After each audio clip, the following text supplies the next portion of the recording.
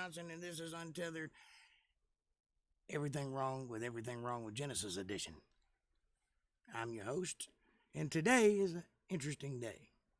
Today is my belated mother's birthday. Belated birthday and belated mother.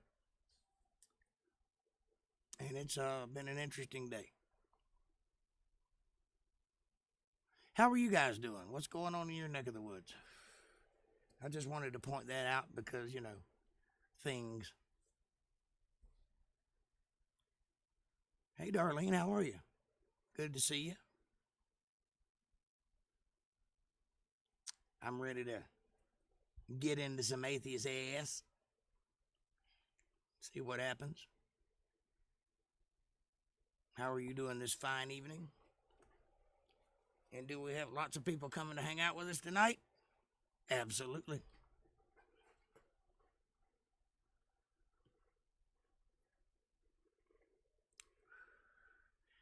This here is, I believe, episode 13. Seems like it is. Of Everything Wrong with Genesis. It's been a hard day. But knowing it has for you guys too. Thank you. Well, one could say that today I am a potentially lethal dose of a volatilely convoluted cacophony of hopeless internalized narcissism intertwined so tightly pressed against the throes of grief and anguish, set firmly twisting in the winds of eternity as I peer ever deeper into the vastness of the void, trying desperately to understand what I privately visualize as the overlying shadow and outline of the end of all things. So you can imagine where my brain has been today.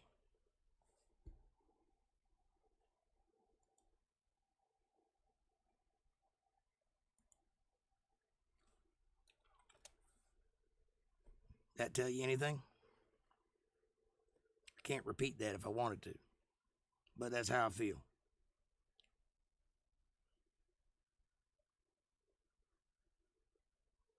Missing my mom, thinking about our relationship and how tight we were, how close we were forever, and the empty hole that's left that can't be filled by seemingly anything. But that's okay, because I'm still alive. Why are you confused? I see clearly. The rain is gone.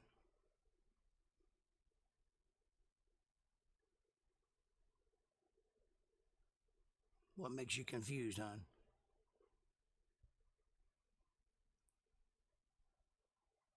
I always get a little down on her birthday. Not necessarily down, just introverted, introspective. A fleeting glance at sanity. Sometimes. Ha! Anyway, it's Sunday, so you know what that means.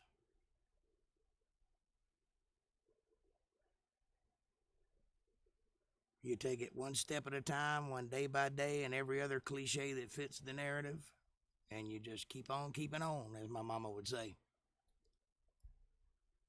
Just about what you said didn't quite catch it all.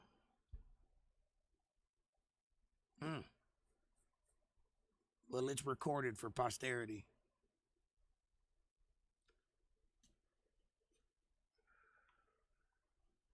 That's the trouble with stream of consciousness. It's hard to remember.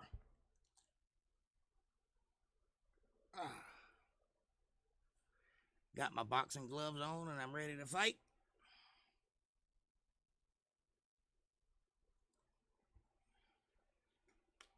How about you? You ready to take a hunk out of crime?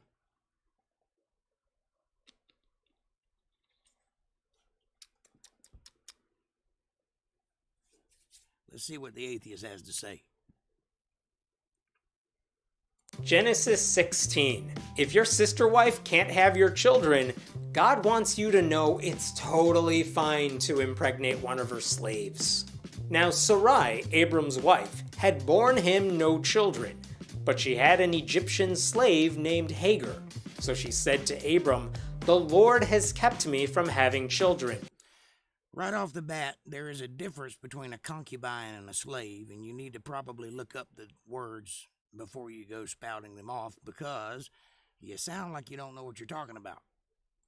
Go, sleep with my slave. Perhaps I can build a family through her. Abram agreed to what Sarai said. Whenever people say you should read the Bible, they never mention the part about how a wife urges her husband to bang her exotic slave. They shouldn't have to mention it. It's written in the Bible. It's literally the truth, and it was her idea. So why you're talking about it like it's a slight on her is beyond me, because she's the one that came up with it. Notice how we don't get much of a reaction either. "Oh husband, do you want to sleep with another woman?" Yes. Keep in mind, no one asked Hagar for her opinion on this. Because she's a concubine, she doesn't have an opinion on this. There's no consent here. We don't know if she wants to sleep with Abram. We don't know if she wants to be pregnant. But those decisions have apparently been made for her. The Bible fails every Me Too test. So after Well, considering Me Too didn't come out till 2017-ish, I don't know why it would pass a Me Too test. Abram had been living in Canaan 10 years, Sarai, his wife, took her Egyptian slave Hagar and gave her to her husband to be his wife. He slept with Hagar, and she conceived. When she knew she was pregnant, she began to despise her mistress.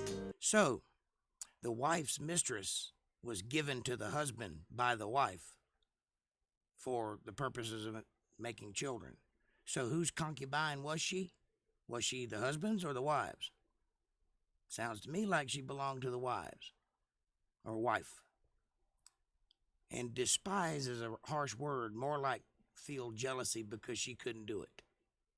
She wanted to give him children, but she couldn't bear children at the time. And because her concubine was successful, it made her feel remorse. That's not the same thing as hating something. Then Sarai said to Abram, "You are responsible for the wrong I am suffering.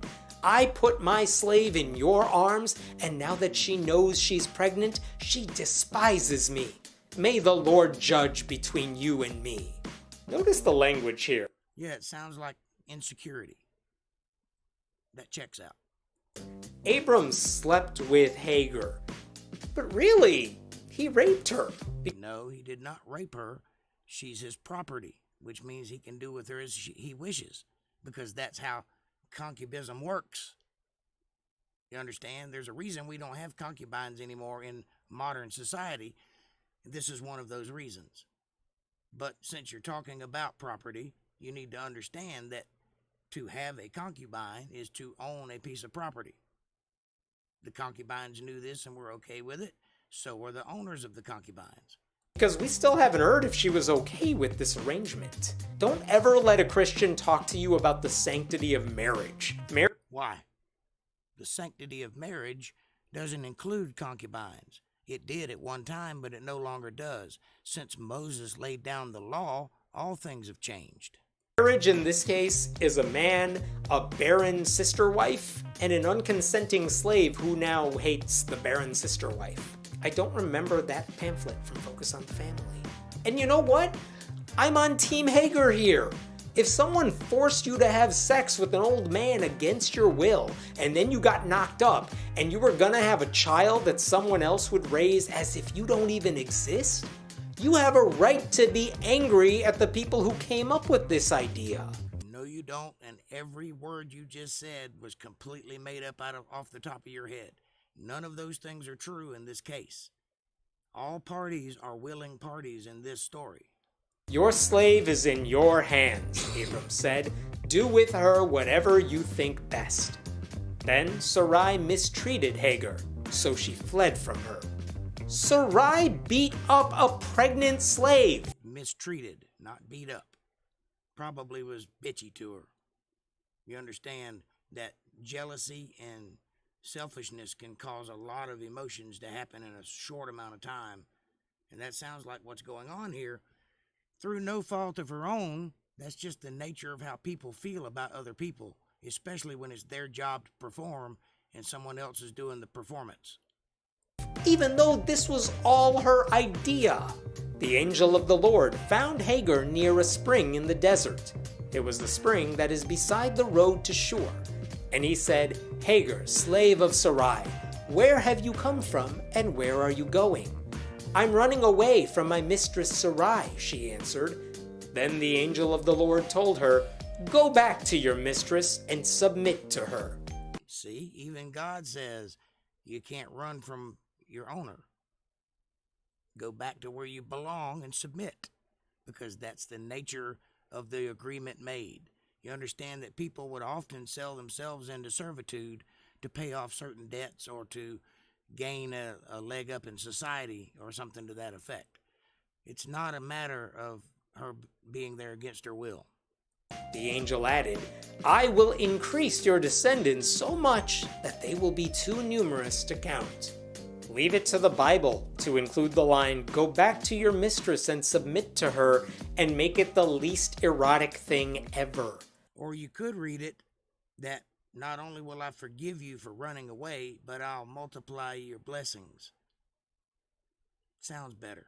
Somehow the section with the heifer and a goat was hotter than this. It sounds like this angel is supposed to rescue her, but telling a slave to go back to her abusive owner so that she can get pregnant again, and again, and again, all presumably against her will, doesn't sound that great. Then again, taking revenge on your enemy by having a bunch of children that she'll be forced to raise?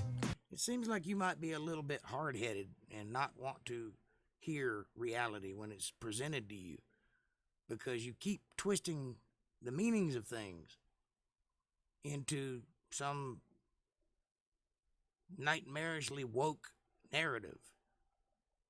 Woke don't sell. That's kind of brilliant and very evil. The angel of the Lord also said to her, "You are now pregnant, and you will give birth to a son. You shall name him Ishmael, for the Lord has heard of your misery." Ishmael being the brother that the religion Islam comes from. Islam. "He will be a wild donkey of a man. His hand will be against everyone, and everyone's hand against him, and he will live in hostility toward all his brothers." A wild donkey. How's that for encouragement? God knows you're miserable, but go back to your abusive owner and have this child who will grow up to be rebellious and hated. And notice that he also said that he would live in hostility against all of his brothers continually, meaning to this very day.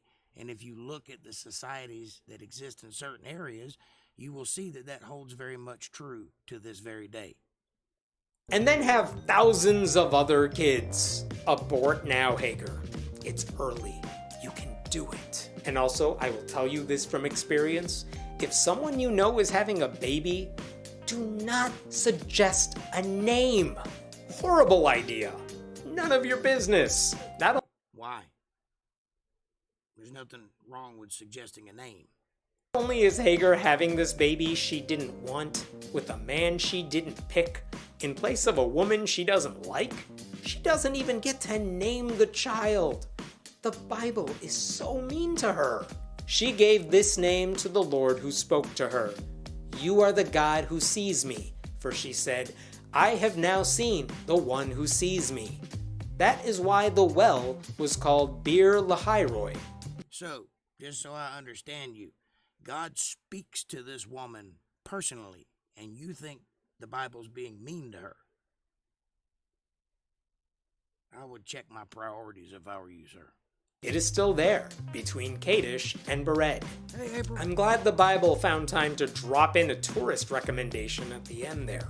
Also, it's weird to thank God for your own torture and humiliation. So Hagar... Well, if she's thanking him, clearly she doesn't see it as torture or humiliation. Maybe she sees it as a blessing, a gift, life. See, that's your first mistake. You discount life as the best blessing. Bore Abram a son, and Abram gave the name Ishmael to the son she had born.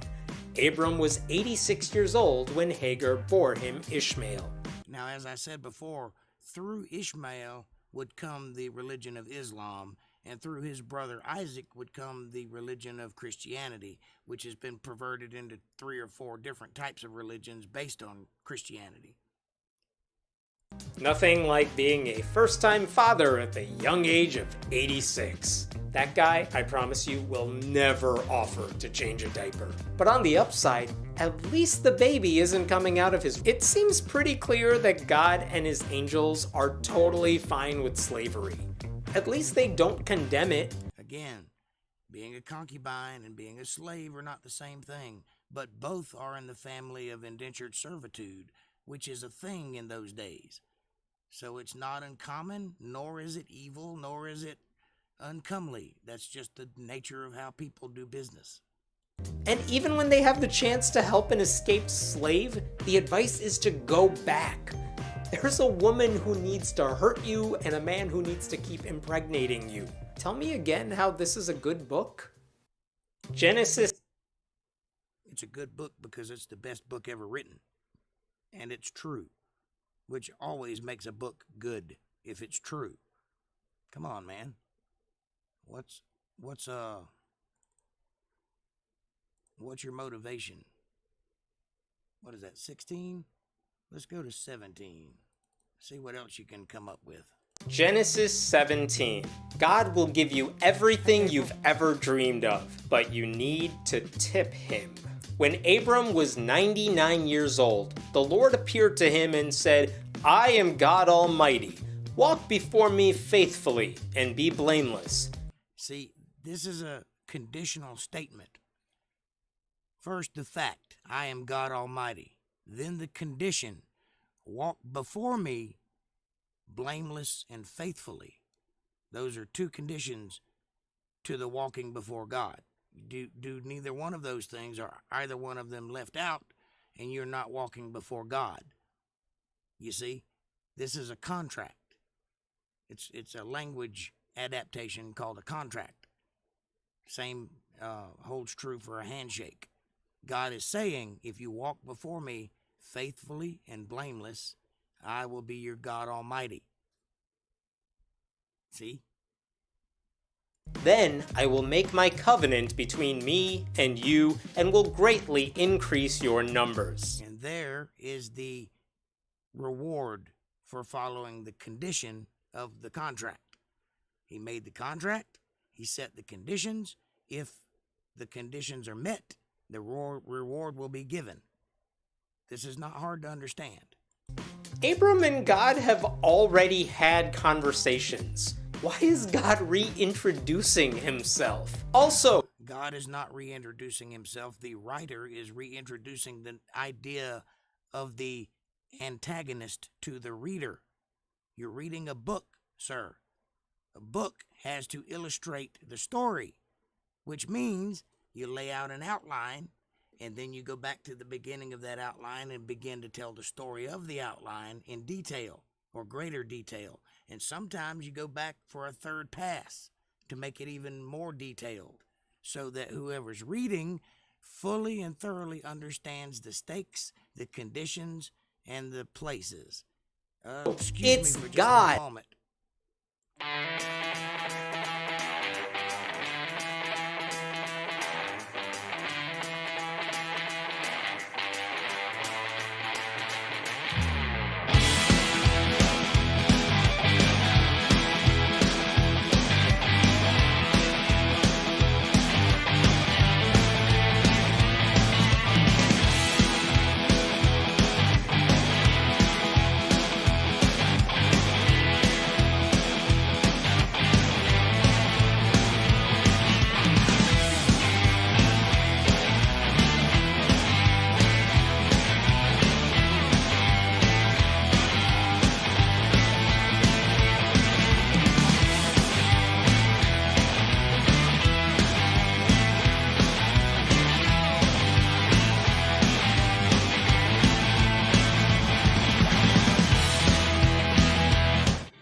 Sorry about that.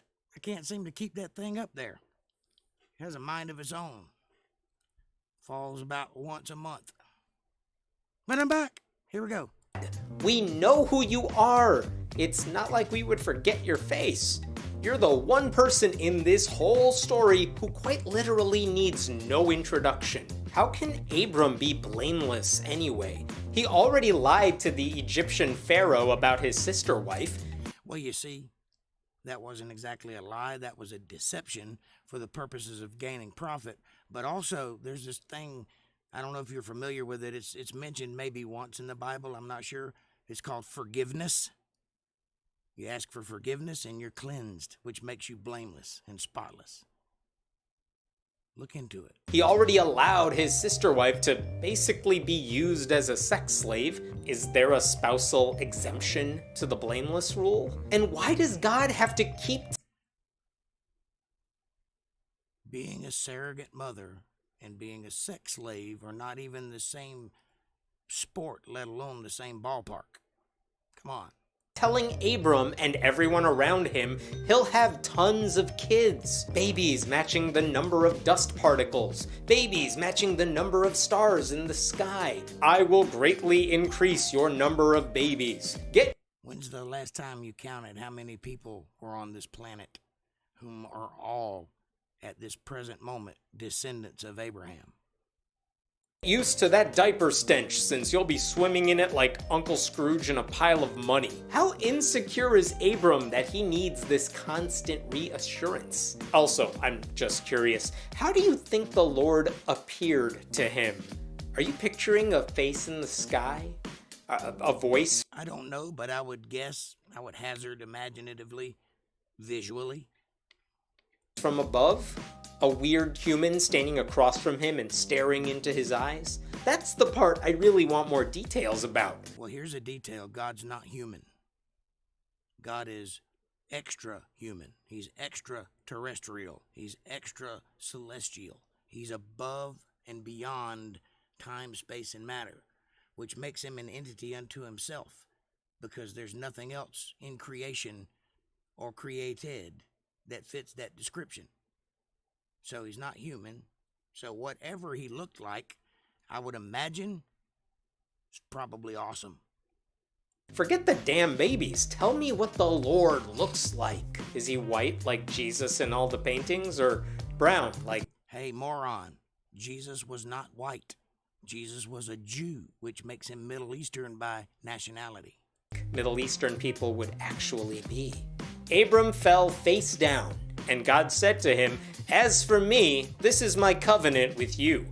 You will be the father of many nations." You see, a covenant is stronger than a promise, which is stronger than your word, which is stronger than I guess so. That's the hierarchy of promises. No longer will you be called Abram. Your name will be Abraham, for I have made you a father of many nations. I will make you very fruitful. Now, this is a study that I've delved into for a long time, because apparently and clearly adding an H to your name turns you into something other than what you are to start with. This happens quite a few times in the Bible, and other letters too. Sometimes whole names, like Saul from Paul and Simon from Peter. But Sarah and Abraham had an H, which is the breath of God, the Ruach, the Spirit, the Holy Spirit of God, added to their name physically, like in letters. It's a Hebrew thing. The language is so specific that if you change even a little dot around one of the letters, it changes the entire meaning of the whole word. You can't repeat Hebrew incorrectly. You can't rewrite it incorrectly, is what I'm saying. It's like a cipher unto itself. Once it's established that this is what the sentence is, this is what's being said, you can't change it. It's that specific, because every letter and every dot and every jet has a meaning, and every number has a meaning, and every letter has a number assigned to it, as well as several meanings, depending on the number and the letter and the jots and tittles. It's a really hard, complex language, but it's very important that you understand that by adding something to a word changes its entire meaning. And that's what's happening to Abraham here. He's being transformed into something other than what he was to start with. That's very important to illustrate, and I think they do a good job by adding the H in the Bible. It makes you stop and pay attention to that name. And once you understand why that name is being altered and what it means to the man who's being altered for, then you understand that this is probably one of the biggest blessings bestowed by God among men. It's very important to know that, because all of the descendants of Abraham inhabit this earth now. I will make nations of you, and kings will come from you. I will establish my covenant as an everlasting covenant between me and you. Everlasting, by the way, Mr. Atheist, means forever in the Georgian tongue. And your descendants after you for the generations to come, to be your God and the God of your descendants after you. The whole land of Canaan, where you now reside as a foreigner, I will give as an everlasting possession to you and your descendants after you, and I will be their God. You see, not only did he bless Abraham with an undying, unending seed, but he also took him from whence he came and set him up in a bigger, better place with more opportunity and prosperity at his avail. So not only did he give him life, but he gave him the stuff of life. He set him up good. He set him up right. Abraham was truly and well a made man. Abram to Abraham. Leave it to the Bible to make a major change by literally adding the word ha, in case you're wondering why God even... Not ha, just ha. There's no A and an H. And that's a distinction that's worth noting, because a ha is usually a reaction to something that's funny. If you have two of them, ha ha, it's really funny. But if you just have an H, you're just breathing, man. bothers with the name change. Abram is supposed to mean exalted father. But Abraham is like a Hebrew phrase that means father of multitudes. Was he not exalted? I feel like the gladiator. He was exalted. Greatly. Exalted means to be lifted up. So God is changing his name to show a very insecure Abram he'll have tons of kids. It's funny how you actually kind of grasp this concept. I didn't think you would, but you are. You are kind of touching it. I don't think you fully understand it, but you're close. You're there. You're right at it. Just think a little bit longer. I think you'll come to it. Because he needs a lot of reminders. And did the beginning of that just say a 99-year-old man fell on his face? Yes. Someone should call an ambulance. That's an expression that means literally to put oneself prostrate among the ground. That means to spread eagle and lay down on your face. It doesn't mean to fall from an upright position without bracing yourself nose first into the dirt. You're being literal when that's not what the expression means. Check his hips. God could heal him. Instead, God just keeps talking like nothing happened. And I know it sounds kind of funny that Abram fell on his face, but that phrase actually appears in the Bible, get this, nearly 36 times. Maybe that's an indicator that you should try it. Maybe prostrate your own self humbly before the Lord and see what he does for you. Everyone falls on their faces, and no one ever stops to help them. Notice the brainwashing, too. When you have kids, Abraham, I will be their God. These kids... That's not brainwashing. That's a matter-of-fact statement. He's not talking to the children, telling them things that aren't true to make them believe in him. He's telling Abraham what he's actually going to do, and he does it. That's not brainwashing. That's a plan. Kids apparently have no choice in the matter. Their religion has already been picked out for them. Then God said to Abraham, "You're a dude. You had no choice in that. Your sex was laid out for you from the moment of conception. Does that bother you? Do you feel slighted? I don't. I'm who I am. They're who they are. And who they are worshipers of Yahweh." Abraham, as for you, you must keep my covenant, you and your descendants after you for the generations to come. This is my covenant with you and your descendants after you. There's another one of those conditions. Do this for the amount of time of the generations to come. Generations being plural, meaning all of them, meaning this one. You're supposed to still be doing the walking faithfully and being blameless part. Still, you haven't been excused from that. That is your obligation part in the contract. Maybe you should take it seriously. Just a guess. You, the covenant you are to keep. Every male among you shall be circumcised. Whoa, whoa, whoa! Circumcised. Why would they do that? So there's the catch. I'll bless you and your descendants forever, but I need your foreskins. It's literally a small price to pay. I'm just saying. Lots of them. From all of you. God could have said anything there. Well, all of the men. It's kind of hard to circumcise a chick. However, since you're making a point of pointing it out, I got something in my hair and it won't go away. Since you're making a point of pointing it out, the circumcision is of the heart, not of the penis. Just so you know that the idea of circumcision is to cut away the unclean. It's a metaphor. Yes, there are people who actually circumcise their young, but the circumcision mentioned here, whether it be at this very moment or in the near future, eventually ends up meaning to cut away the unclean from one's heart, from one's existence. It is not a physical lobbing off of the flesh. Just so you know that, words have meanings for reasons. You want to stay on my good side? Pray to me 5 times a day. Fast for a whole month from sunup to sundown. Now, fasting is usually prescribed as being 10 days, not a month. Jesus did it for a month, but he nearly died from it. You can't not eat.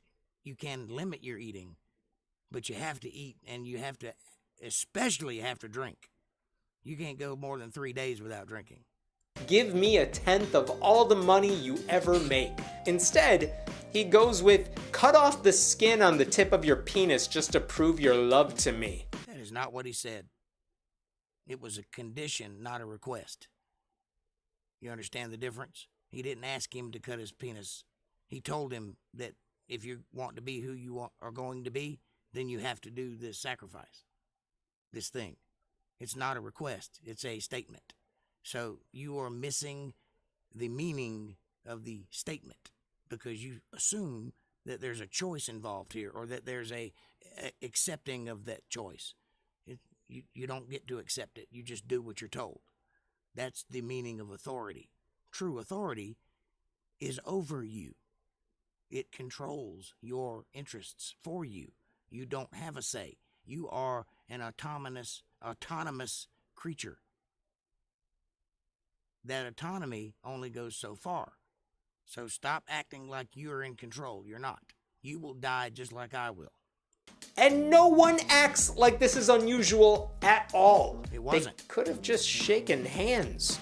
Instead, God wants penis flesh. Well, let me ask you a question. If you made me a promise and I required that you give me a piece of your flesh as opposed to just shaking my hand, would you be more apt or less apt to keep up your end of the bargain due to the cost? You are to undergo circumcision, and it will be the sign of the covenant between me and you. For the generations to come, every male among you who is 8 days old must be circumcised, including those born in your household or bought with money from a foreigner. And at this particular time, they are referring to a literal circumcision. It doesn't end up being that way, but at this moment it is. Those who are not your offspring.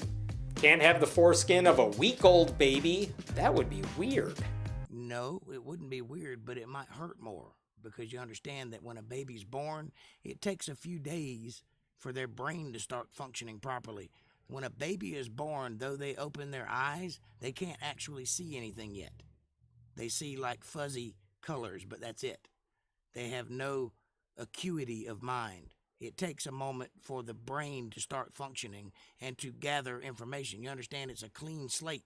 A baby's born with no information, save what they gathered from the womb, which means all the stimuli has to enter the brain and then be interpreted, and then the brain has to decide what to do with that information and where to put it.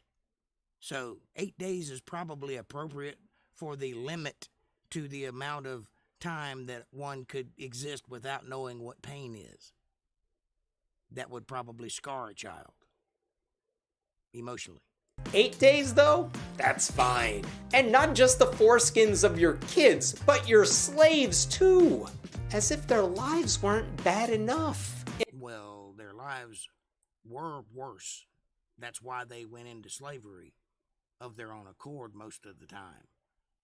Because it made their lives better. Because they profited from it. And once you become a servant, you belong to that family, which makes you their descendant by law. So yeah, what goes for them, what's good for the goose is good for the gander, is what I'm saying. In a normal situation, if someone said, I'll give you everything you've ever wanted, but only if you torture all the men in your house, including the infants, you, a normal person, would say, no, not taking that deal. It's not worth it. I will not hurt another person to satisfy your insane foreskin fetish. First, if God promised to bless me beyond my wildest dreams always, it would be worth both, and I said both, of my arms. A small piece of flesh with one swift slice does not a torture make, my friend. That's not torture. That's one inconvenience for a vastly superior promise kept. Think about what you're saying. If God blessed you with everything, would you not give him whatever he required? I would. I guess that's the difference between being intelligent and being deceived. But the Bible is not a book of morality. So torturing babies and slaves, and I assume slave babies, is just fine for Abraham.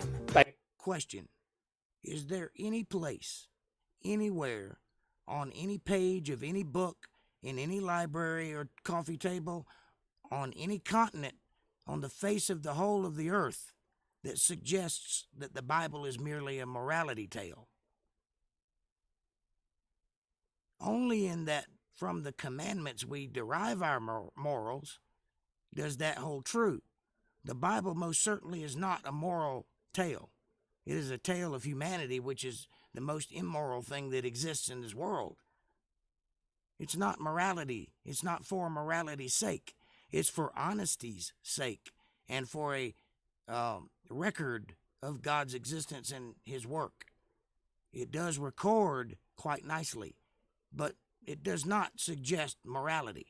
Morality comes from God to people, not through a book. So you are setting up a straw man by suggesting such a thing. By the way, in the book of Galatians, chapter 5, the Apostle Paul says, if ye be circumcised, Christ shall profit you nothing. And it's not like the procedure is reversible, so maybe don't. Whether born in... Actually, what that statement meant was that circumcising yourself just to get the profit, the reward, won't work. You have to be in it for the right reasons. Your soul has to be justified. You have to walk with the Lord blameless and faithfully. If you don't do that, the circumcision doesn't matter, which is why it became a circumcision of the heart eventually, because it really doesn't matter. What matters is what's in your heart. So there's where the circumcision needs to be. Your household or bought with your money, they must be circumcised. In my own humble opinion. My covenant in your flesh is to be an everlasting covenant. Any uncircumcised male who has not been circumcised in the flesh will be cut off from his people. He has broken my covenant. And that's a very serious charge right there. And at that moment in time, before the flood, it was very, very important that you follow those rules to those people. Understand that the people that exist now did not exist then. It's different people, different existence, different set of generations. Before the flood, things were purer. Things were closer to the origin, closer to their beginnings, meaning that it mattered what the bloodlines did. It mattered who was who and where they came from. It mattered what their intent was. It mattered what their decision-making abilities were. So at that moment in time, if you chose to not follow the rules, they would cut you off. They would cut you out of the family. You wouldn't be part of their life anymore because you didn't give what everyone else did. You got to give your pound of flesh just like I did. But now it's a little different. Now we have Jesus, which sets aside many, many, many things that were hard to deal with in those days. Jesus' existence paid all of those fees in full. So now none of those fees are required of you. So you're just talking about ghosts. That's what you're doing. You're setting up arguments against ghosts, things that no longer exist or apply.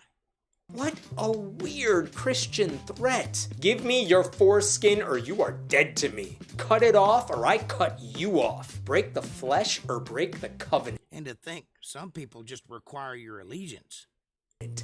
The choice is yours. That doesn't work in any other context. If you're watching this video, I need you to like and subscribe, and then I need your left testicle.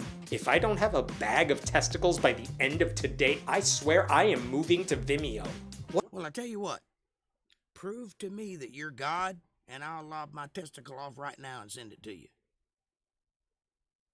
Give me of your blessings, so that I know that you are the God that I worship, and I will give you whatever you ask of me. But you can't do that because you're a mouth with a very small brain running off into the darkness, hoping somebody will believe words that come from between your teeth. And what you're doing is wasting a bunch of time, everybody's time, yours included, especially included, because you don't even believe half the shit that comes out of your mouth. I know this because I've heard you flip-flop.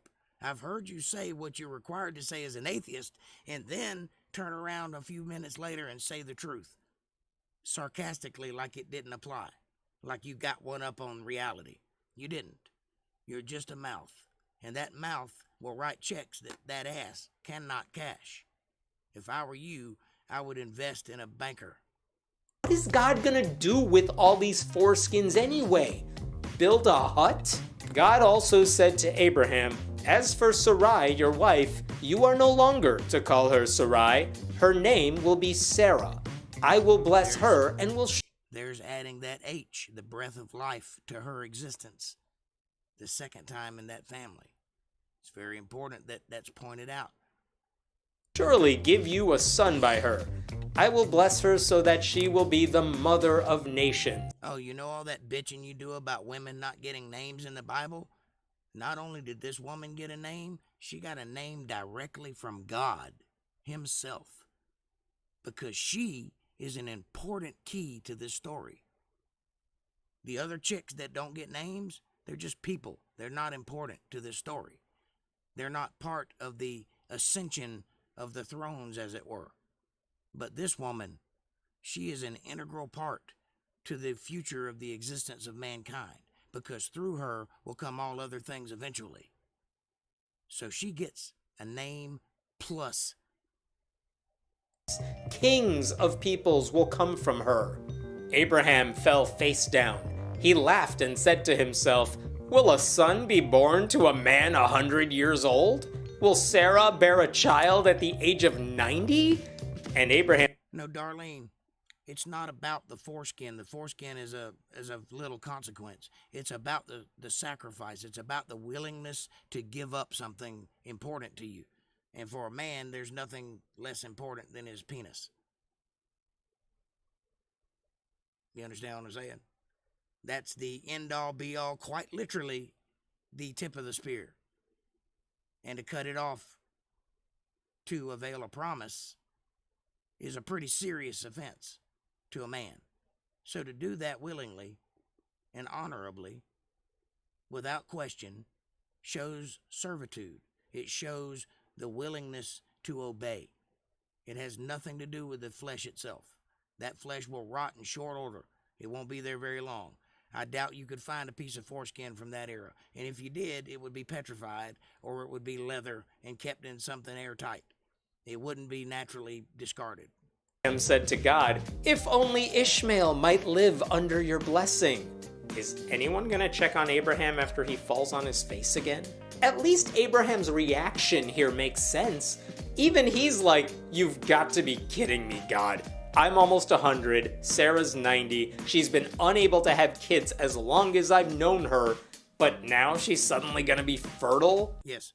Now, first of all, concerning the age of these people, they lived 900 years, roughly, which meant in their 80s, they would have looked like 20-year-olds or 25-year-olds, somewhere in that area. They would have been that far along in the progression of their life because their lifespan is much longer than ours. You see, you grow according to, a snake grows according to the environment it's kept in. It will only get as big as the aquarium. A man will only grow as fast as he lives long. You see what I'm saying? Secondly, the falling on one's face is an act of worship, not an act of imbalance.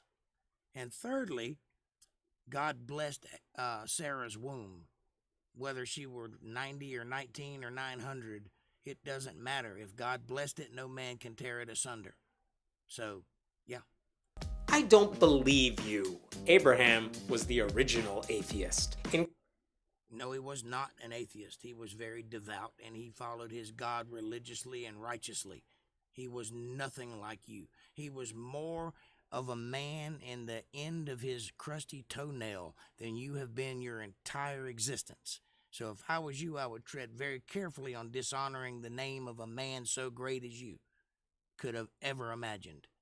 So do not do that. Secondly, don't call someone an atheist when they believe in God, because that's called blasphemy. That's assigning a intention to God's words that he did not desire or intend. That is you taking the reins of God. That is blasphemy at its finest. So watch your mouth. And thirdly, or fourthly or fifthly, I can't remember, shut the hell up, man. In case you're wondering why Sarai's name was changed, by the way, Sarai means princess, while Sarah means mother of nations, which at the moment is really a cruel joke to a woman who says she's barren. She didn't say she was barren. She literally was barren. She lived 90 years without child. That's the definition of barren. Also, the word meaning princess, her name Sarai meaning princess, is a little clue to how God viewed her as a human being. He saw her as his princess, the heir to his throne. You understand what a princess is? She is second in line to the queen. Being female, she'd have to be a princess. It'd be kind of weird if she was a prince. But you see what I'm saying? It's the same meaning. So God took her from being the heir apparent and transformed her into the mother of things. That's beautiful beyond compare. I can't understand for all of the notions in the world why you can't see how wonderfully beautiful that is, how amazing and awe-inspiring that story is. This woman was taken from nothing, given the title of heir apparent to the throne, and then blessed beyond compare by having the throne handed to her in her offspring. There's nothing more fantastically beautiful than that. I tear at the thought, and you mock it as if it's some bedtime story gone awry. And I can't understand if you're being disingenuous or if you're just that stupid. I don't see you as a stupid person, but you say an awful lot of stupid things. It's like calling a blind person Four Eyes. Then God said, "Yes, but your wife Sarah will bear you a son, and you will call..." Hey, dingaling! Fellow four-eyer here. You don't call blind people four eyes. You call people who wear glasses four eyes. By the very nature of the act, they can see. Him Isaac. I will establish my covenant with him as an everlasting covenant for his descendants after him. And as for Ishmael, I have heard you. I will surely bless him. I will make him fruitful and will greatly increase his numbers.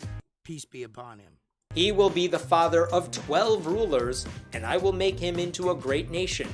But my covenant I will establish with Isaac, whom Sarah will bear to you by this time next year. Note that he blessed and give permission to exist to Islam, but he contextualized and made valid Christianity through Ishmael and Isaac, both two peas in the same pod, both descendants of the same line of ascension, both the same religion from two separate perspective points. When he had finished speaking with Abraham, God went up from him. So Abraham and Sarah's future son Isaac will be blessed, and so will Ishmael, his other son with not Sarah. But that blessing won't be as good. It's not a covenant with the... It's not a matter of good, it's a matter of ownership. That blessing that is bestowed him is it's known as a half portion. You know, to some they get a portion, to some they get only a half a portion, to some they get a double portion. This is mentioned several times in the Bible for this very reason, because Ishmael got his portion on earth.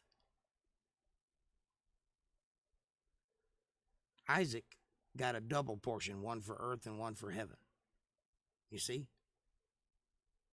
Because through Isaac will come Christ.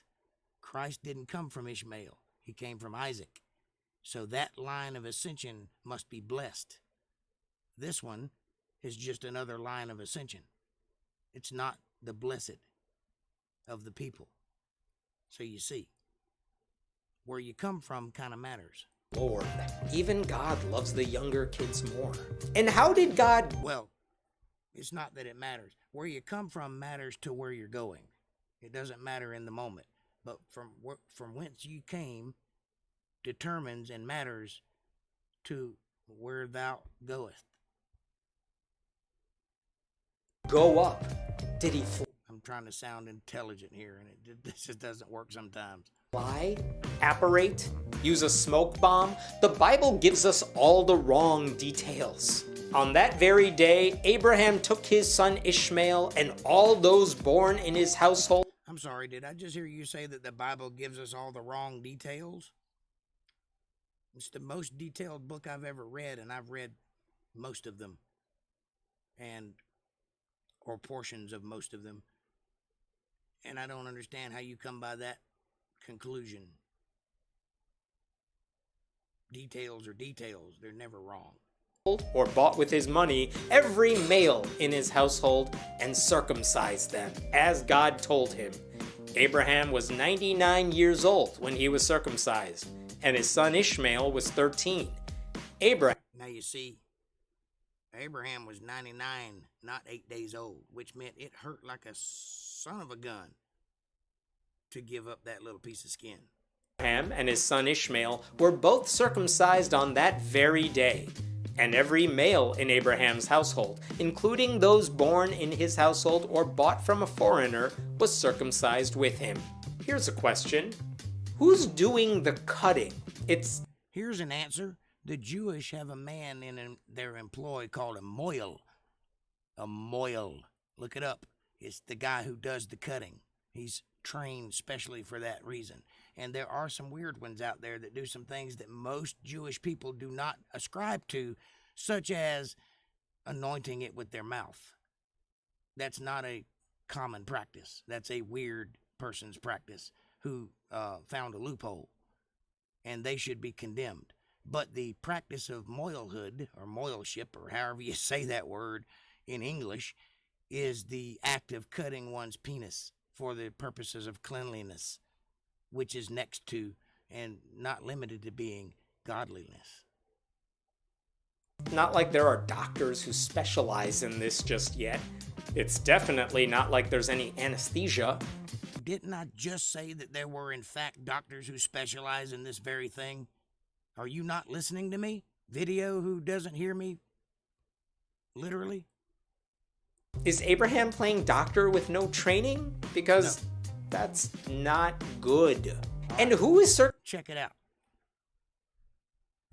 That's how much training you need to cut off the tip of somebody's penis. That's it.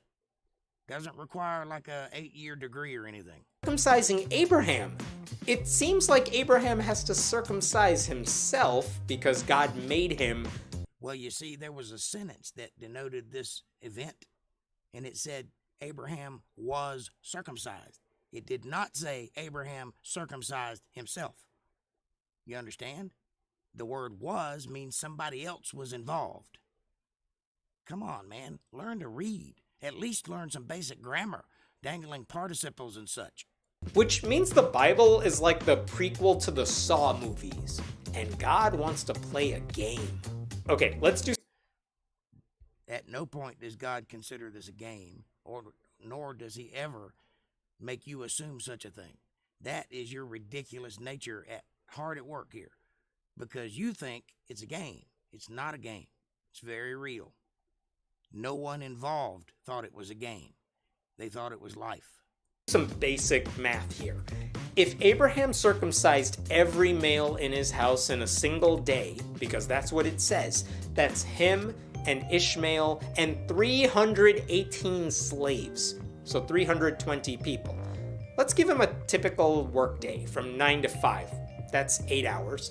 We'll be generous and say he probably doesn't have time for a bathroom break or lunch. Or possibly, could it be just, off the top of my head, could it have happened in another way, like, say, giving charge that everyone do it at the same time and it would be over in a matter of seconds? Or is that just not compute in your worldview? Can you not see the error in your logic? Too much uncut foreskin in the inbox, if you know what I mean.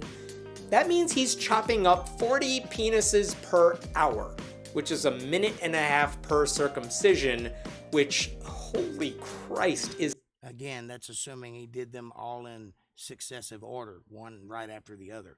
Or maybe they had groups of 10. Or maybe everyone did it to their partner. Maybe they had the buddy system. Or maybe any number of things other than the one you're suggesting. It's insane.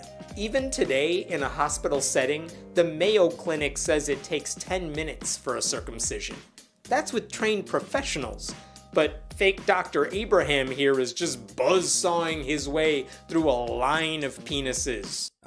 It takes 10 minutes because the Jewish people have created a ritual that goes along with the circumcision, and they have to do all the little things and say all the prayers and light all the candles and whatever it is they do while doing the circumcision. The act of cutting off the foreskin takes about 1.5 seconds. It's done. Hurts, but it's done. Peni. And you know at least some of those... Yes, peni is plural for penis. Those guys aren't going along with this quietly. You want me to pull down my pants for what? Hell no! So then Abraham would have to fight back. Like, come on, I only have 45 seconds left. I'm on a schedule here. And why do you assume that it had to be done in a 24-hour period exactly? Maybe they took 6 weeks to do it. It just says that it got done. It got started on that date. It didn't say how long it took. What if something goes wrong? Does he at least have gauze lying around? I would probably assume yes. Worst hospital ever. So, not a hospital, a household. To summarize, Abraham is going to have a seemingly infinite number of children, even though he's 99, and his wife is nearly 90, and can't physically have kids. Well, not infinite, but certainly more than he can count. And in return, Abraham has to supply God with an unlimited number of infant foreskin, as one does. What the hell did I... Again, not unlimited, but certainly more than he can count. I just read? You read the Bible, and it's important that you read it. Now, take a moment, reflect, and try and understand. Because to read is to consume, but to understand is to revolutionize. Now, if you found my video and you like it and you find it to be informative, please do take a moment to like, subscribe, and share. Press the bell icon so you'll get notifications of my videos. Follow the links in the description below. And hey, leave me a comment. Let me know what you're thinking or if you have any questions. And if you like my ministry and I've helped you and you would like for me to continue helping you, please take a moment and go to paypal.me/JakeJohnsonBand and give a donation. Every little bit helps, and I greatly appreciate it, and I will use it to keep coming and doing this as much as I possibly can. And with that, I am ready for whatever questions or thoughts you may have on your mind. What's up, everybody? Hey, April. I already said, hey, Darlene. I may have already said, hey, April, but I'm covering it twice just to be sure. How are you guys doing? How did you like the show tonight, and what did you think? Or did you? Or could you? Or would you? May you? I don't know how that goes.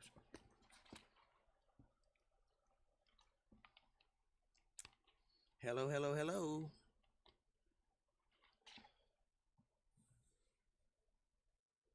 Let's see what was said while I was talking.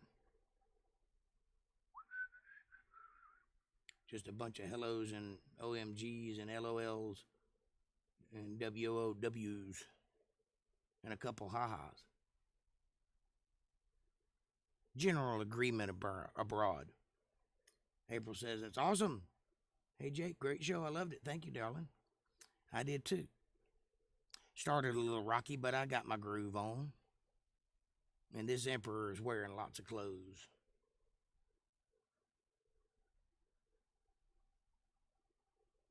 I did not know about the circumcision of the heart. Never heard that before. Well, it's metaphorical, and that is my opinion as I stated when I said it. However, it makes all the sense in the world because the act of cutting off a piece of flesh is irrelevant, especially considering Jesus has already paid the price for that foreskin and for any other sacrifice that may be made. That price is already paid in full. So the metaphor stands, but the act is not necessary. If that makes any sense. It's kind of like having a title for your car. It's an old, archaic way of recording things, but you're still required to do it even if it doesn't make any sense, when you could just email it to yourself. The atheist man is quite the comedian. He is kind of funny. I actually kind of enjoy listening to him talk. I just don't enjoy the conclusions that his words make. I didn't know about that circumcision either. Is it a sin not to? At one time, yes. And it probably still is, in retrospect or metaphorically, it probably is not good that you don't do it. There's probably extenuating circumstances and reasons for doing it other than to accept God's blessings, like, for example, cleanliness. And at one point they thought that it would cure penile cancer or prevent it. It was a preventative measure, when really if you just wash, problem solved.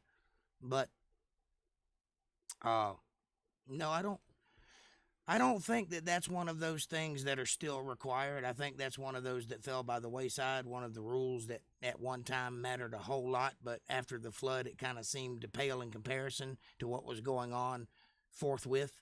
And so, therefore, I think, in my opinion, and don't hold me to this, read the Bible and find out for yourself and make your own conclusion, but I don't think it's absolutely necessary anymore, and it certainly does not aid in helping a man to be a better man or to enjoy or not enjoy sex or any of those things that would be expected of a circumcision.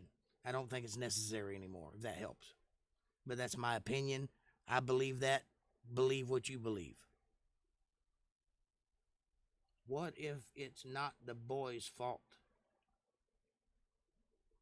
It has nothing to do with fault. This isn't a punishment. This is a declaration of obedience and subservience. This is you making a statement with a irreversible mark on your flesh to state you are a follower of God. that you will obey his command. It is not a matter of punishing someone. It has nothing to do whether a boy is at fault or not. If you are a descendant of Abraham, you're to blame. You're in that group. But it's not really a blame thing. So, does that help? He makes me angry too, Mama. It's not funny that he mocks God. No, I don't like that. And when he does it, I set him straight. Whether he ever hears it or not is beyond my control, but God makes the seed grow. It is only appointed to us to plant it and not to cast our seed, our precious seed, before swine. So I'm not hurting him by not seeking him out and correcting him in person, because he is the swine that I don't want to waste my seed on. However, I am planting the seed, and God will either make it grow and produce fruit or not.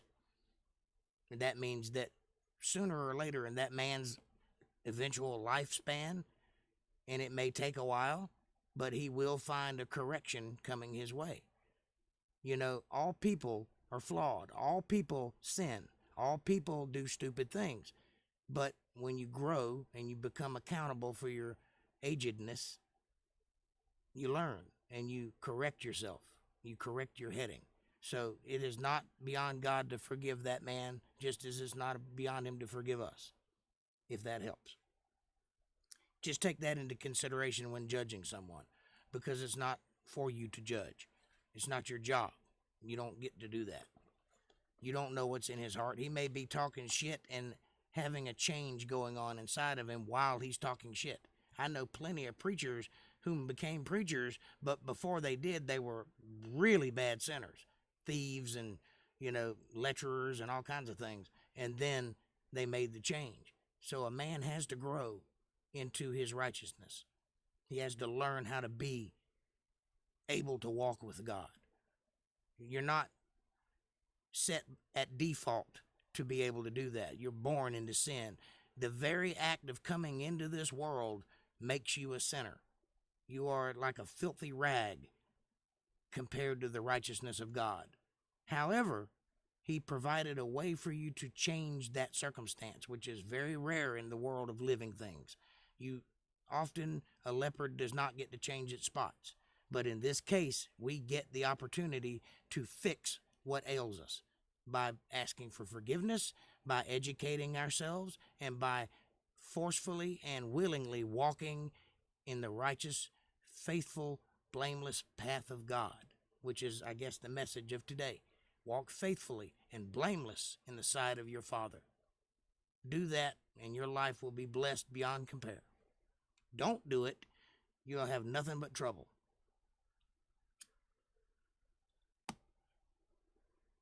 I'll leave that up to you as to decide what doing that means. I've noticed you said it straight. I pray for his soul. You must. You must always pray for thine enemies. Love your enemy, I say to you. The Bible says to love thy neighbor, but I say to you, said Christ, love your enemy as much as you love the neighbor, if not more. For if he strikes you on the cheek, offer him the other one. I am not so capable a man to be capable of that most of the time, but I do endeavor to attempt it.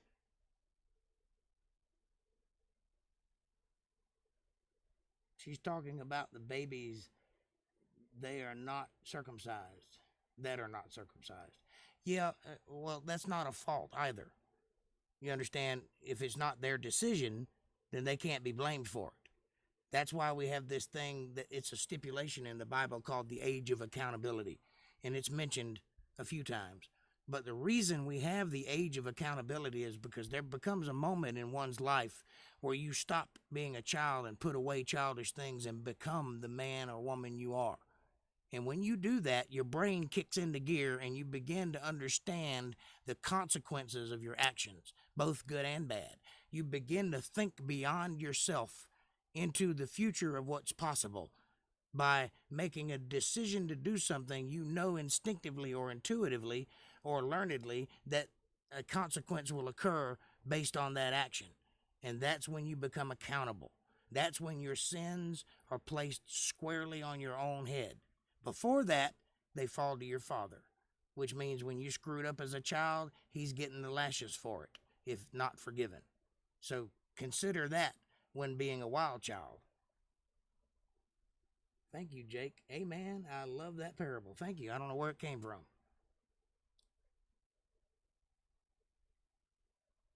I hope I'm right. I pray I'm right. I beg God daily to be right, because I'm just a man. There's nothing special about me. There's nothing extraordinary about the way in which I consume information. I just happen to have a decent memory. It's not even a good one, but it's decent by comparison because of the nature of how iPhones and shit affect people. However, I am trying to say the right words that have meaning in reference to what's written in the Bible, that will help you as a guidepost, as a light in the darkness to aim towards. But don't take what I say as gospel truth. If you have a question, by all means, get a Bible and find out, because I'm as infallible as anyone else, and am most definitely squarely categorized a sinner.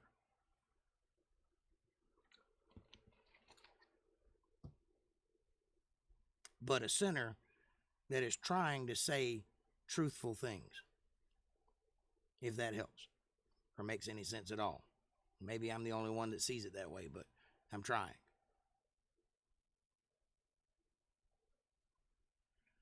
And I'm trying to do it without so much judgment, by trying to understand that everyone is in the same boat as I. We're all in this together. And nobody, and I mean nobody, save 2 people gets out of this world alive. 2 people did. Nobody else does. So, LOL, squirrely. I'm squirrely or he's squirrely? Or you saw a squirrel and lost your train of thought? Squirrel. I think you're doing a great job, thank you. But I think you're growing too and learning as you teach. I most definitely am, and I make no bones about saying that. I learn every day, and a lot of times, and I've said this before, I'm not bragging, I'm just telling you how it is. The words that come out of my mouth do not come out of my brain first. Sometimes they're blessed upon me and they just happen. And I marvel at it just like you do when I say something impressive. I'm not taking any credit for that. Or I'm not even trying to be in the same room as the credit for that. But thank you for the vote of confidence. I do need it.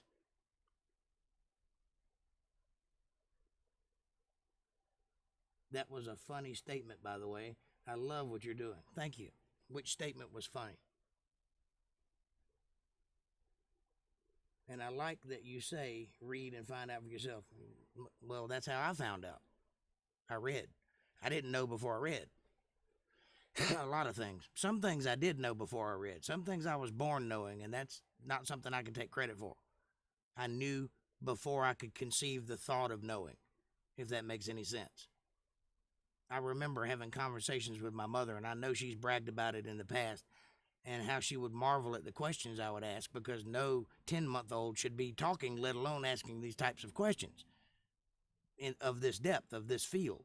But I was, because they sat with me. They made me ponder. And, as you know, I started talking full sentences at 10 months old. At the same time, I started walking and poking holes in things. Isn't that amazing how God will guide you? Yes, it is amazing. It's not only amazing, it's utterly mind-blowing. I don't know how it happens. The only thought, the only ill-fated concept that I can conceive of is that there's an invisible cord that plugs directly into my consciousness that the other end of is somewhere in heaven, having information piped into it as needed.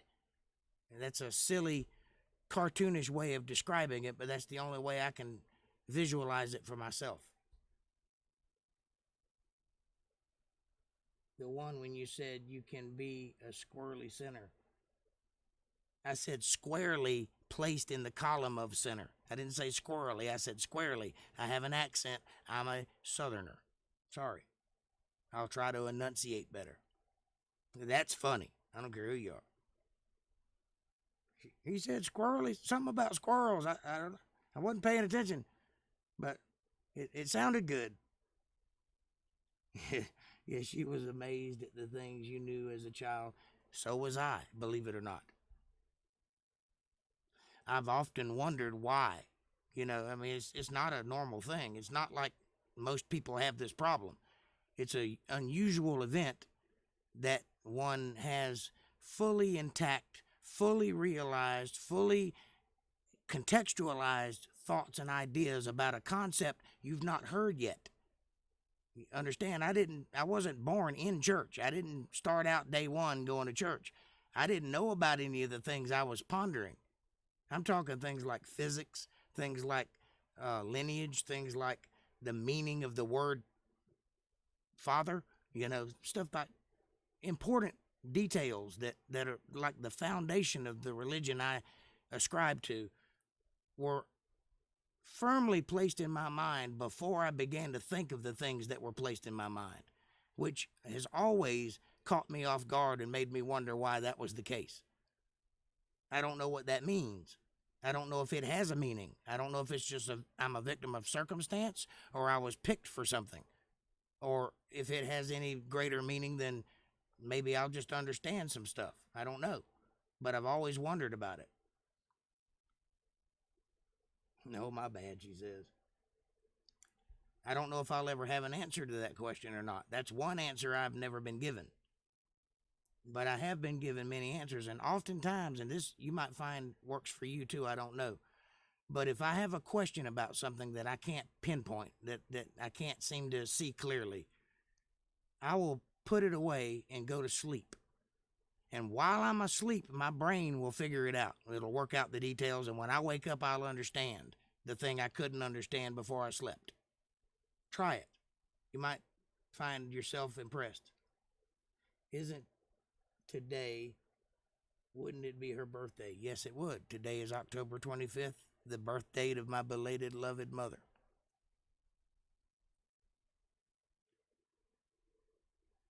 Not to be confused with her expiration date, which is different entirely.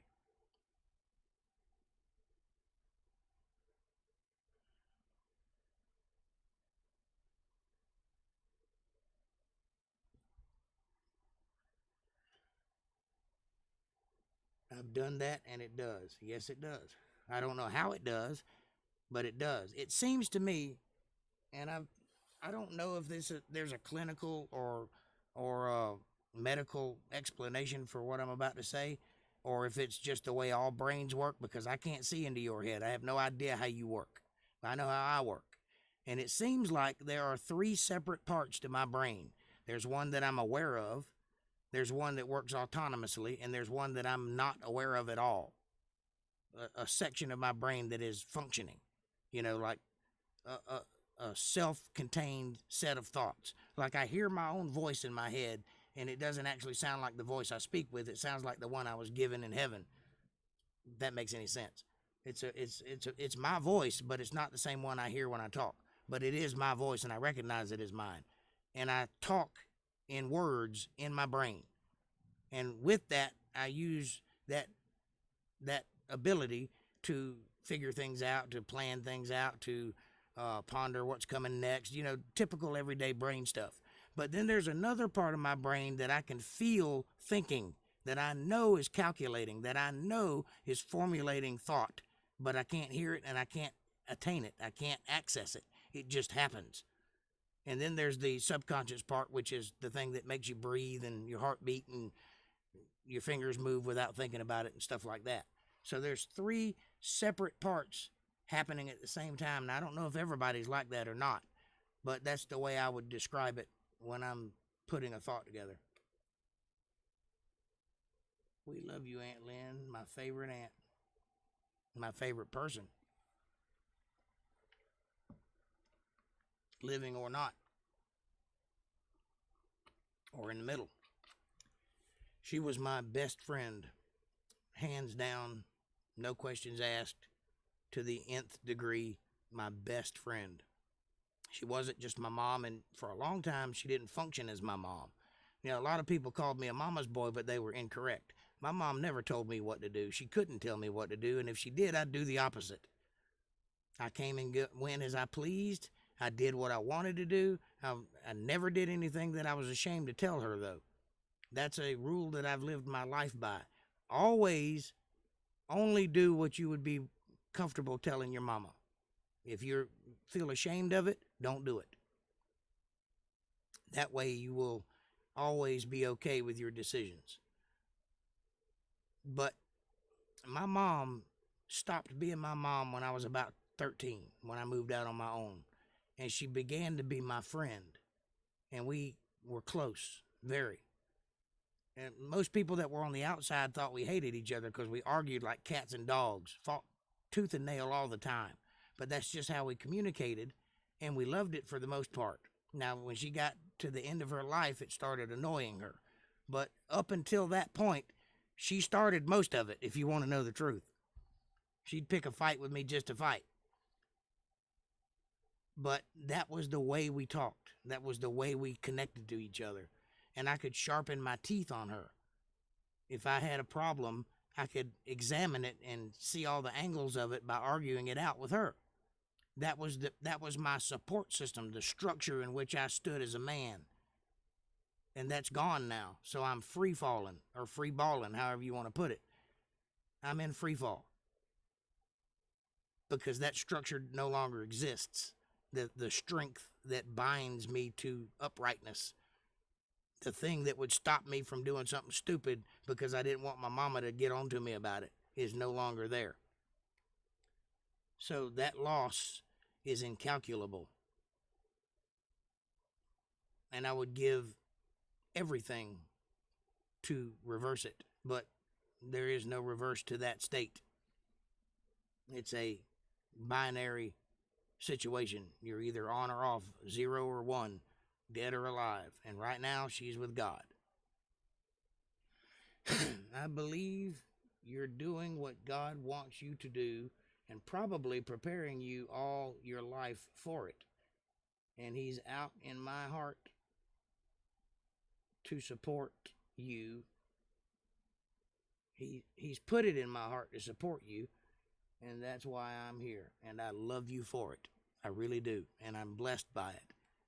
You sanctify what I'm doing, and that makes it a matter of import. It's important what I'm doing because of the effect it has for you. That means that it gives me the purpose to keep doing it. So for that, I'm eternally grateful and know that I don't take it lightly and I don't dismiss it offhand. I don't care if it's just you here. I'll continue to do this because God puts before us the people that need to be affected by us. I believe that firmly too.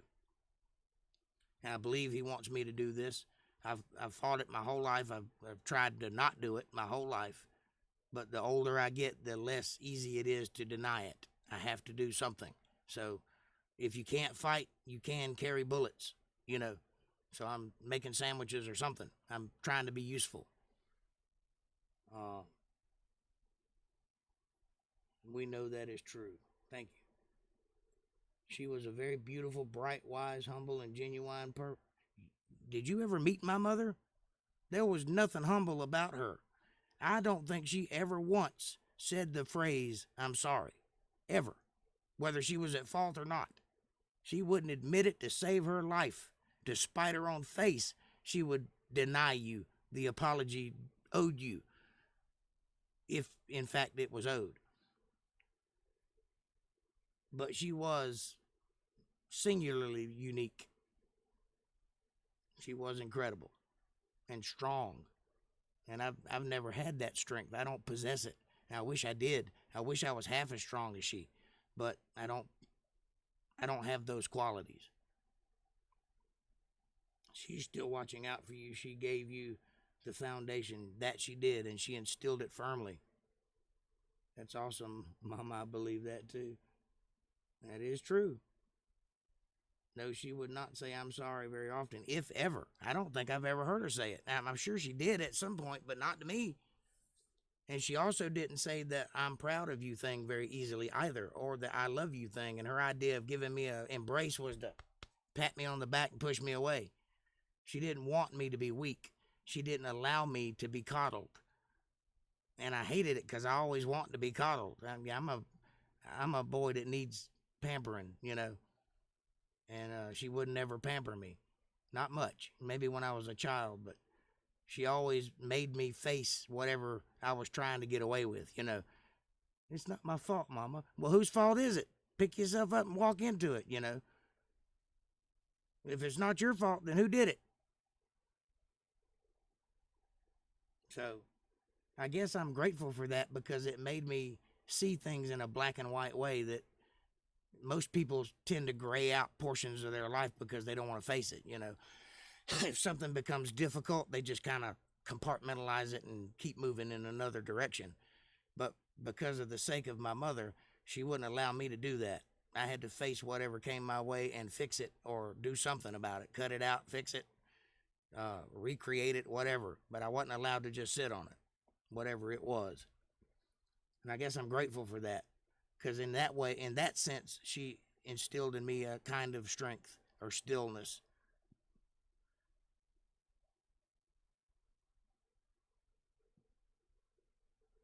She was incredibly strong. I never saw that about her. She was hard, but for all the right reasons, yes. I respected her very much, as did most people that met her. But she loved you so much, and we talked hours about you. I know, just never to me. You see, the praise and the adoration instills in the person it's due to be great. You understand what I'm saying? If you don't ever say it to the person, they don't know you're thinking it. I know she was proud of me, but she never said it to me. Not in so many words. Or if she did say it, she would say it in a roundabout, long-winded way that would make me come to the conclusion that she was proud of me without having to actually pat me on the back. She would say I'd break my own arm to pat myself on the back. That's what she would say.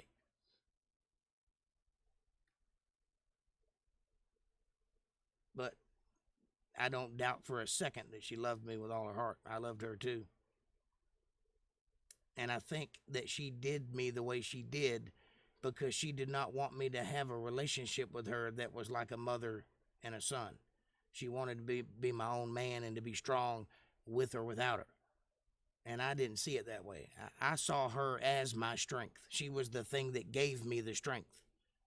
And she wanted to be cut from that equation so that I could stand without her. And as a parent, I understand that. As a child, I marvel at the reasoning by it. But I guess you have to do what you have to do in the world you're given. And she did. She always took care of us. I don't care if she had to work 3 jobs, and she did matter-of-factly for quite a few years. 3 jobs, no sleep, day and night, just to keep us fed. And for that, for 2 years, I never saw her. I left her notes. That's how we talked to each other. I'd leave a note, and I'd come home and find a note. I didn't see her for 3 years, 2 or 3 years, because she was working round the clock. And quite funnily, at a place called The Clock, among other places. But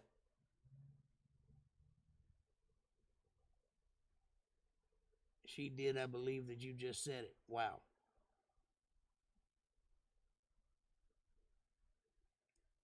And for that sacrifice, I'm amazed because I couldn't do it.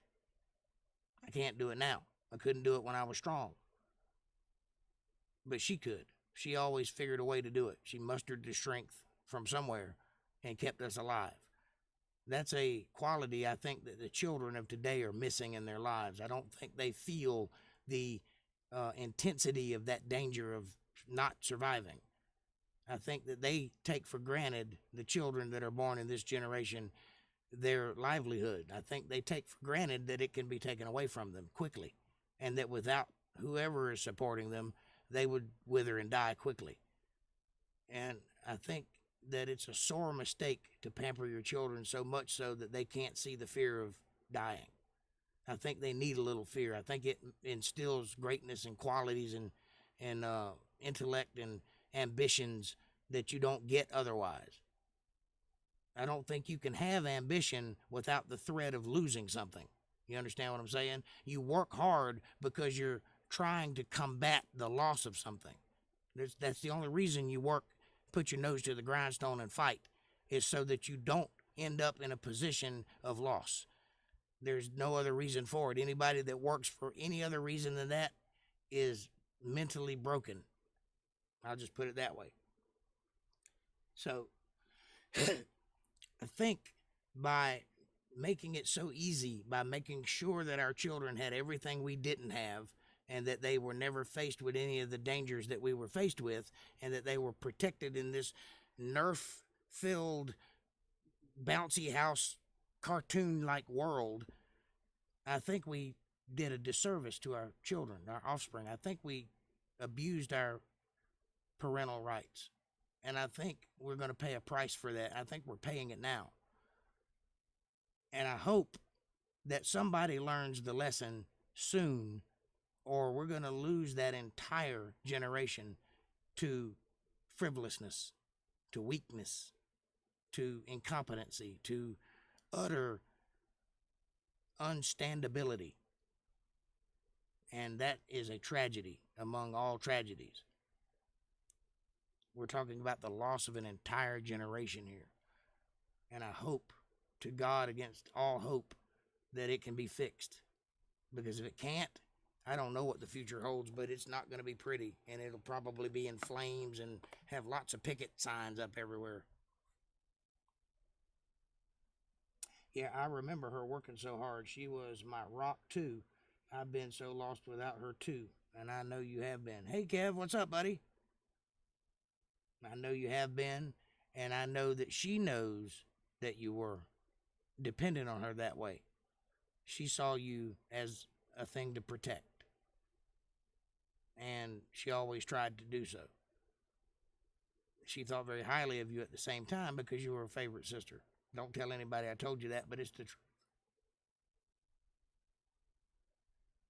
Yay, there Kev's on.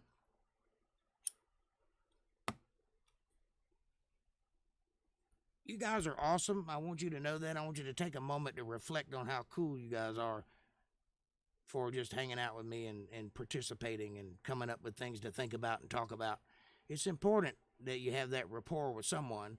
And in this day and age where people are not connecting anymore and everyone spends the majority of their life looking down at a phone, it's so necessary to have somebody to talk to physically, verbally, eye to eye, whether virtual or otherwise.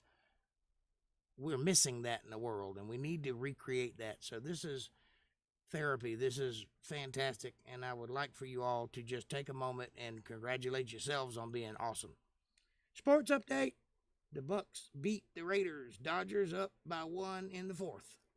Yeehaw.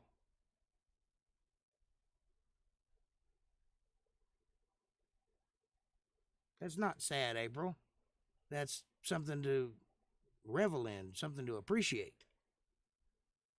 Think of how many people don't get to say that they're someone's rock. That's a pretty elevated quality to possess.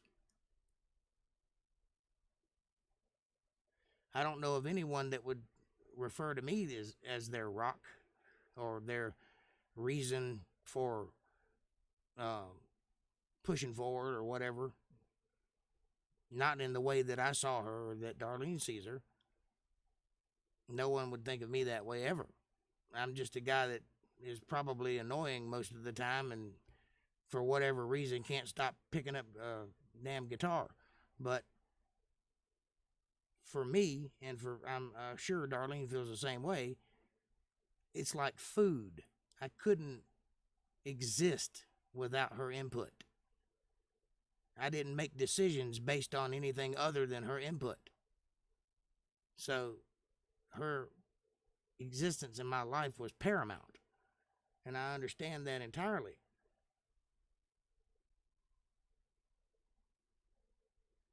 Thanks, Jake. You're awesome too, as well as my whole family. Yep. Tampa is on its way to a Triple Crown, Stanley Cup, Super Bowl championship. and the World Series champions goes on and on like the sands of the hourglass, like the ebbs and flows of time itself. I'm just going out of my mind at this moment. Precious is with me, April's dog. She thinks I her rock. I talk to her almost daily. I don't.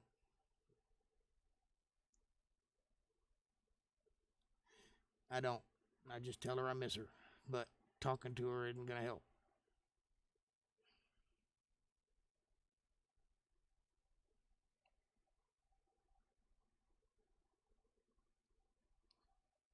Instead, I try to replace her with something to patch the void, a Band-Aid over the big gaping hole in my life.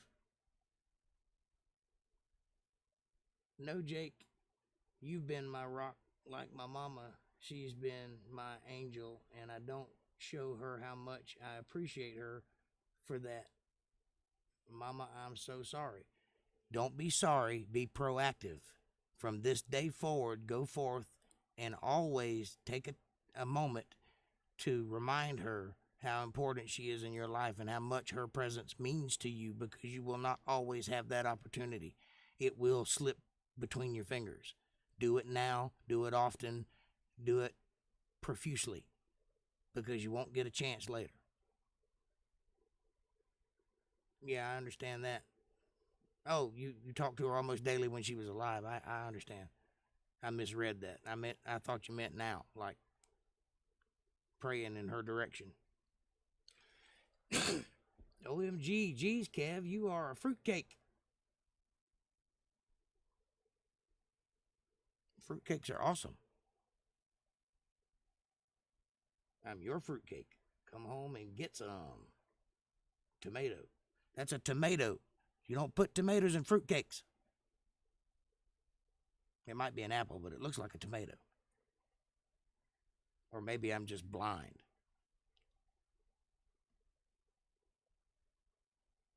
But believe me, April, when I tell you that your mama knows her value to you. But it doesn't hurt, like I said a minute ago. If you never say it, she doesn't know you're thinking it. And it never hurts to reiterate that reinforcement, because people are insecure and they need reassurance.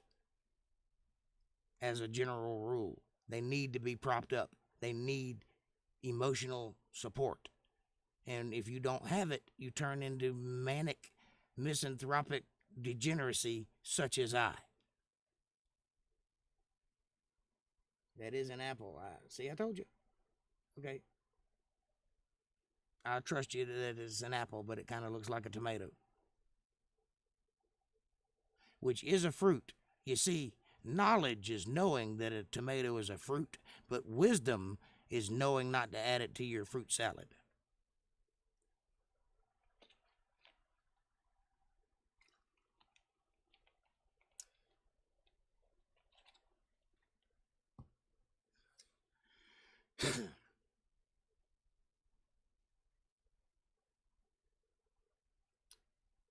So, as if you didn't catch my meaning before, as I cleverly folded the concept into my ramblings,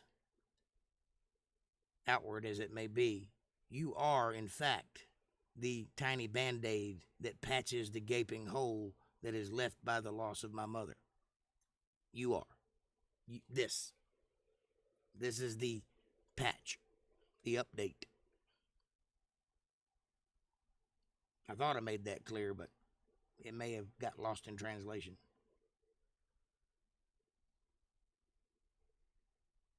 Boy, I'm awful wordy tonight. I must be in a mood. I've been writing for the last 3 days, so I'm like in my head about language and the connection of words. I'm not as typically chatty, but more introspectively aware of what I'm saying and the meaning thereof. And I don't know why, it just kind of gets stuck. I told you about losing a whole evening the other day, and I hadn't gotten any better. I'm still in my head. Fruit salad, yummy.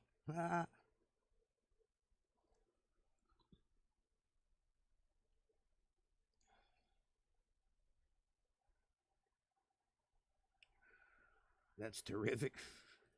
It's interesting, for sure.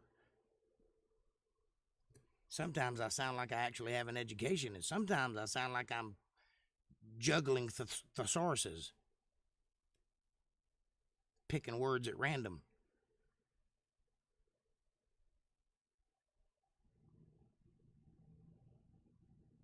I'm just glad we're able to communicate like this and share. I am too. I'm so grateful for that platform, for that opportunity to be able to express whatever's going on in my head on a daily basis or every other daily basis. And I hope that it grows and lasts a long time.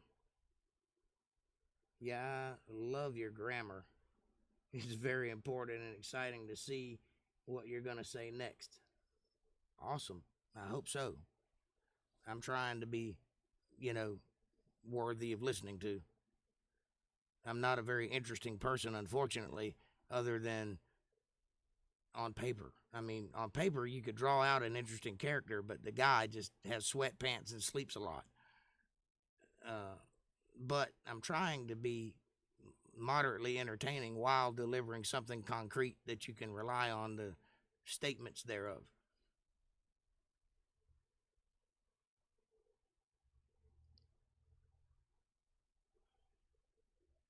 I'd do a juggling act if I knew how to juggle.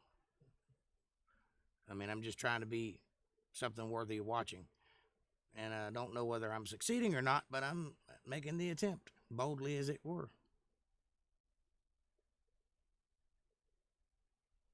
And when I finally get out of the mood to stop writing, I'll go back to talking normally, I'm sure. But for whatever reason, writing brings out a weird quality in me. And I've written some really strange things over the last 3 days, and I can't wait to put it all together and make something out of it. See what comes of it. It's not enough to fill a book, but it's enough to add a few songs to my repertoire and have a couple of short stories I can publish on Facebook. Very entertaining and funny, smart, and awesome. Thank you. That's a hat trick. I just won the game. That's like 3 bullseyes right there. Bap, bap, bap. Entertaining, funny, and smart.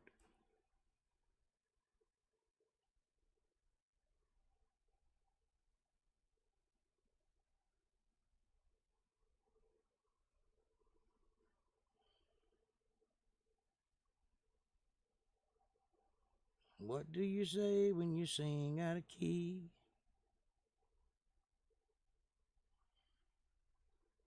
Just gotta hang in, Jake. It will grow soon. You've got God leading the way. I believe that. I do believe that. I believe that I'll be here hanging on by the skin of my teeth for a year and change before it explodes into a viral video. And that first viral video will open the floodgates, and then I'll be a staple of everyone's mainstay from then on. You're genuine. I'm adding words. You're a genuine writer. I believe that's one God blessed you with. I think so. I certainly have no formal training in the art, but I do write well and I do read well, so I guess reading well helps to write well. And the truth of the matter is, and this is just a bitter truth, I am uncomfortably close to the edge of not being literate. I'm so it's a gamble every time I work off a script, because if the words aren't big enough that I don't have to focus on what they say, I'll stumble over reading it. I'll trip over my own tongue. If I make the words big enough that I can see it clearly and I don't have to think about what's coming next, I can read it like I'm talking. But I'm right at the razor's edge of not being able to do that. I don't have that quality like a news anchor. I'm trying really hard when you hear me reading to sound like a person that's talking to you rather than reading something. I'm like weasel hair away from redneck debauchery in the art of reading. I'm just right on the cusp of not being capable. But I'm also on the other side of that line too, just barely able to. So every time it happens, especially when I'm reading the Bible and they use all those weird words, I have no idea whether I'm ever going to make it to the end of a sentence or not. If you mention the Georgia Bulldogs and wear Bulldog shirts, your show will grow tremendously. Georgia Bulldogs, Georgia Bulldogs, Georgia Bulldogs, send me a shirt. Truly, I believe that too. I'm very unpracticed at reading. I think if I did it for a while, I would get better at it, like quickly, but I'm not good at it now. I'm just right at the edge of fooling you into thinking I'm good at it, but I'm not. But I've been doing that my whole life. I live by the seat of my pants. I mean, every instrument I play on stage for money, if they knew I didn't know what I was doing, they wouldn't pay me as much to do it. When I, in fact, were being paid enough to do it. Just look at the songs you wrote. Man, that's super. Well, I've got a few. I wish I had more. The totality of my work, the volume that is what I do, is so small in comparison to the amount of time that I've put into it that it almost feels cheap. It almost feels unworthy. I'm a little ashamed of that because I can't produce like some songwriters can. I can't just do it every day. I have to be in a particular mood. My brain has to be functioning properly. I have to be fed well and slept well, and everything has to work in a certain way to get me in that mood. And then I have to be blessed with the muse. I have to be inspired by something before I can write the first word down without losing interest entirely. I can't tell you how many 3-line songs I've written or how many 1-verse Charlies I have because I lose interest almost immediately. It has to really impact me to stay with me long enough to finish writing it. And then once I've finished writing it, then I have to play it for a year to get good at it and find all its idiosyncrasies so that you will enjoy it. It takes almost a year to polish a song into something worthy of having. So, in doing so, I've produced very little product, which is why I don't have an album finished. I'm capable. I have the equipment. I know how to do the work. I just don't have the material to fill the album. So, I'm probably going to die without having made one. But hopefully my songs will live on in somebody. Or not. It doesn't really matter. I mean, the destination is in the journey, so it doesn't matter if I get anywhere or not. It's the act of doing it that matters. I guess. I hope, because that's the only answer I've got for it. But awesome. Fabulous. They are genuine. One of a kind. I see that and I believe if not one or all become a hit. None of my songs are ever going to be a hit. They're not hit material. They're good singer-songwriter material in a bar, but they're not ever going to be on the radio or ever make any money, I don't think. If so, it would have already happened. I personally would love to have a night where you played just your songs. I have liked all the ones that you have sung. If I ever get my voice back, I'll give you that night. And it comes and goes. I have like one good day and 2 weeks of bad days. So, I don't know. I never know when I'm going to be able.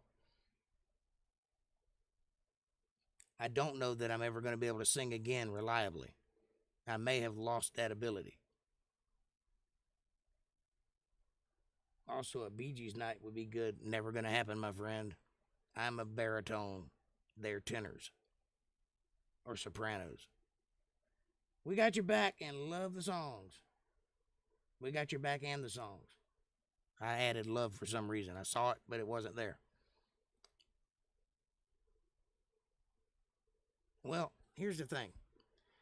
Whether they ever go anywhere or not, whether they ever mean anything to anyone or not, whether they ever have any value or not, they are, in fact, a slice of what it means to be me as a human being. They're all true. They're all real. Some of them are exaggerated in certain areas for effect, but the crux of the stories are all true. They're all part of my life I've lived, and they all have meaning to my soul. They're all recordings of parts of my soul. So if you see the work that I do, and oddly enough, it shows up most clearly in the covers that I do, the 5,000 or so songs that I do that belong to other people. I picked every single one of them because they were in league with something that happened to me, you know, so that when I sang it, it was authentic. That was my reasoning behind it. So it didn't come off as phony. So I pick songs based on whether or not they align with something that's happened to me personally, or that at the very least I can relate to it on a personal level. So when you hear me sing, you are in fact getting to know me personally. Whether the character that I portray is a reasonable facsimile of what I actually am or not, which heavily leans towards the not direction. It's a character. It's developed for a reason, to make people drink and have a good time. It's designed to be topical and not have any depth whatsoever. What you see is a visualization of what a drunk entertainer would be that would make you have a good time. That is the purpose behind the character I portray. However, the underlying currents, the details in the devil, all tell a story. All of it. Even the way I arrange songs in my set list. It takes a great deal of time for me to put them in that order for a very specific effect. And that effect is to tell you a story subconsciously. And when you learn it, whether you know it or not, you have met me personally. So in that small way, I connect with everyone that's ever heard me, whether they know it or not. So I'm autonomously friendly with them. If that makes any sense to anybody other than me, I hope it does. Yes, they are. Wow. Your songs are better than what I've heard lately. That's a fact. And I agree with you. The crap coming out of the radio these days is not worthy to be stuck to the bottom of my shoe. That's a fact, Jack. Or Jake. Don't beat yourself up, Jake. Keep your positive motives on doing these podcasts, living for God, and the spreading of God's words. That's important. I love you for your vigilance. I am not beating myself up. I'm just trying to be honest. And sometimes I guess that does sound like I'm being down on myself, but I'm not. I'm just trying to accurately portray what you see before you. And most people don't do that. And that's why it feels that way to you, because most people sugarcoat themselves before you ever see them. I don't. What you see is what you get. I'm as serious as a heart attack. I mean what I say what I mean, and I'm not putting on any airs whatsoever. Now, you may think that's arrogant or whatever adjective people use to describe me, but one thing you can know for certain, when you gaze upon that which is me, you see a genuine article. I've spent the greater part of my life working on making that a true statement. I don't like to play up what I am. I just am. Whether it's good or bad, some of it's bad, some of it's good, some of it's indifferent to anything. A lot of it don't make any sense at all. I'm not beating myself up. I'm just telling the truth and trying to tell it to somebody that knows me somewhat. I already know you, and it makes perfect sense to me. Thank you. Well, you know a version of me. You don't know me entirely. There's a lot about me that you'll never know. In fact, you could know me for 50 years and spend every day of your life with me, and I will surprise you still. Because I even surprise myself sometimes. Then that surprise doesn't mean it's a good thing. It's just you weren't expecting it. You are funny. I love you. And I love you. And I'm grateful that I'm funny. Sometimes I wonder. I've got a sense of humor that's made for deaf people.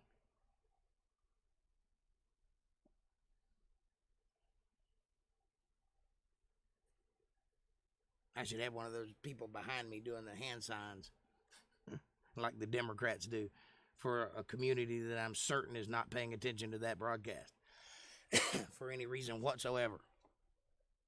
Why they do it is beyond me. I'd like to know the memo that went behind that decision. I'd like to have been in that meeting because it's hilarious. You ever noticed that? You ever seen it? Only Democrats do it. Anytime they're on TV, they'll have somebody behind them doing sign language.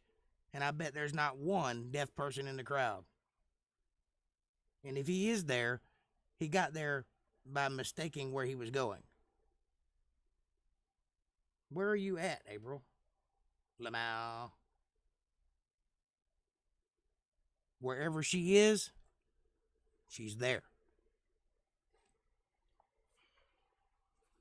That question sounded like it was directed at Confucius. Where are you at? You mean existentially? Spiritually?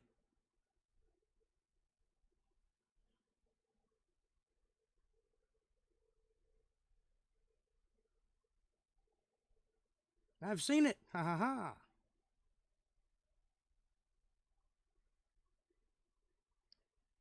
I don't know why they do that. I'm sure there's deaf people out there that are interested in politics, and I'm not saying anything bad about those people. They have this thing called closed captioned, and there's an organization of people that work tirelessly to provide that caption. All you have to do is press the button on your remote, and poof, there's the words. You don't need that guy doing all this stuff behind you. That is a frivolous payment, and most of them are fake.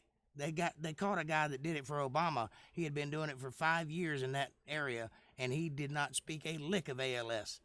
But he had faked his way through it for 5 years and was getting paid by the government to do it. That was hilarious. I'm here physically. Almost gonna be there. You got the joke. Congratulations and welcome to the end of a thought process.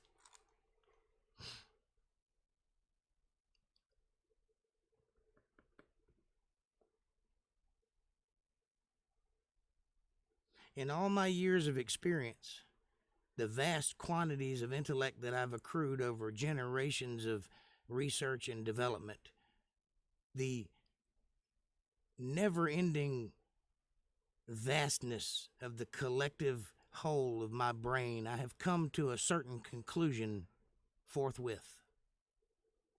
I'm hungry. I think I'm going to have to get me something to eat. What the hell?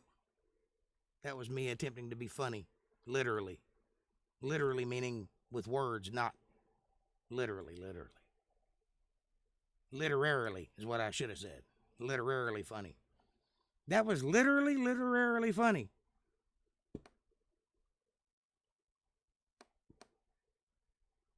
The very essence of irony just happened and you missed it.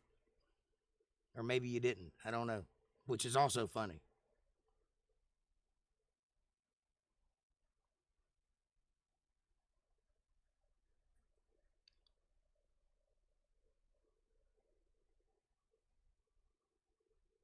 I'm gonna go eat. Don't tell me what to do. Who died and made you the boss of me? I will eat. I'm just morbidly lazy. Mildly obese, but morbidly lazy. I have to be hungry for a while before I can talk myself into getting up and fixing something to eat. It's like that tiny scratch on the roof of your mouth that would heal if you could just leave it alone for a minute. ORRWH. I have no idea what that means. I ate Cracker Barrel tonight. It was good. I don't know if I like Cracker Barrel. I've eaten there a few times in my life and I enjoyed it every time, but it never stands out to me as a place I want to go back to for some reason. And a lot of people love Cracker Barrel. It's a thing, but I don't understand that thing because I don't have it.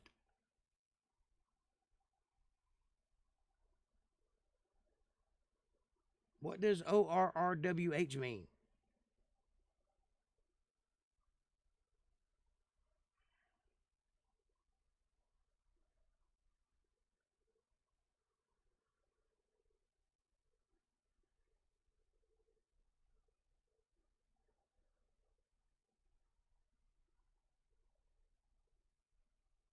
Good home cooking there. Is it home cooking though?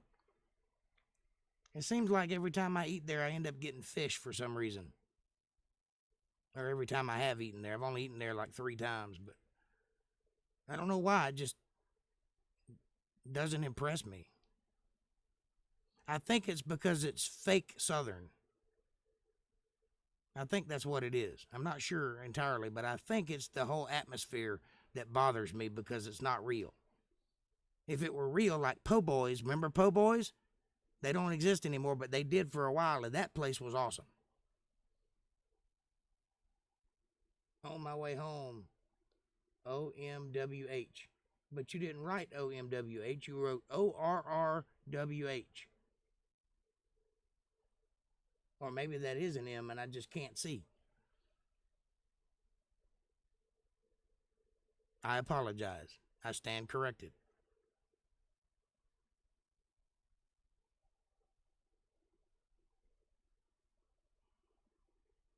I think she means she's on her way home.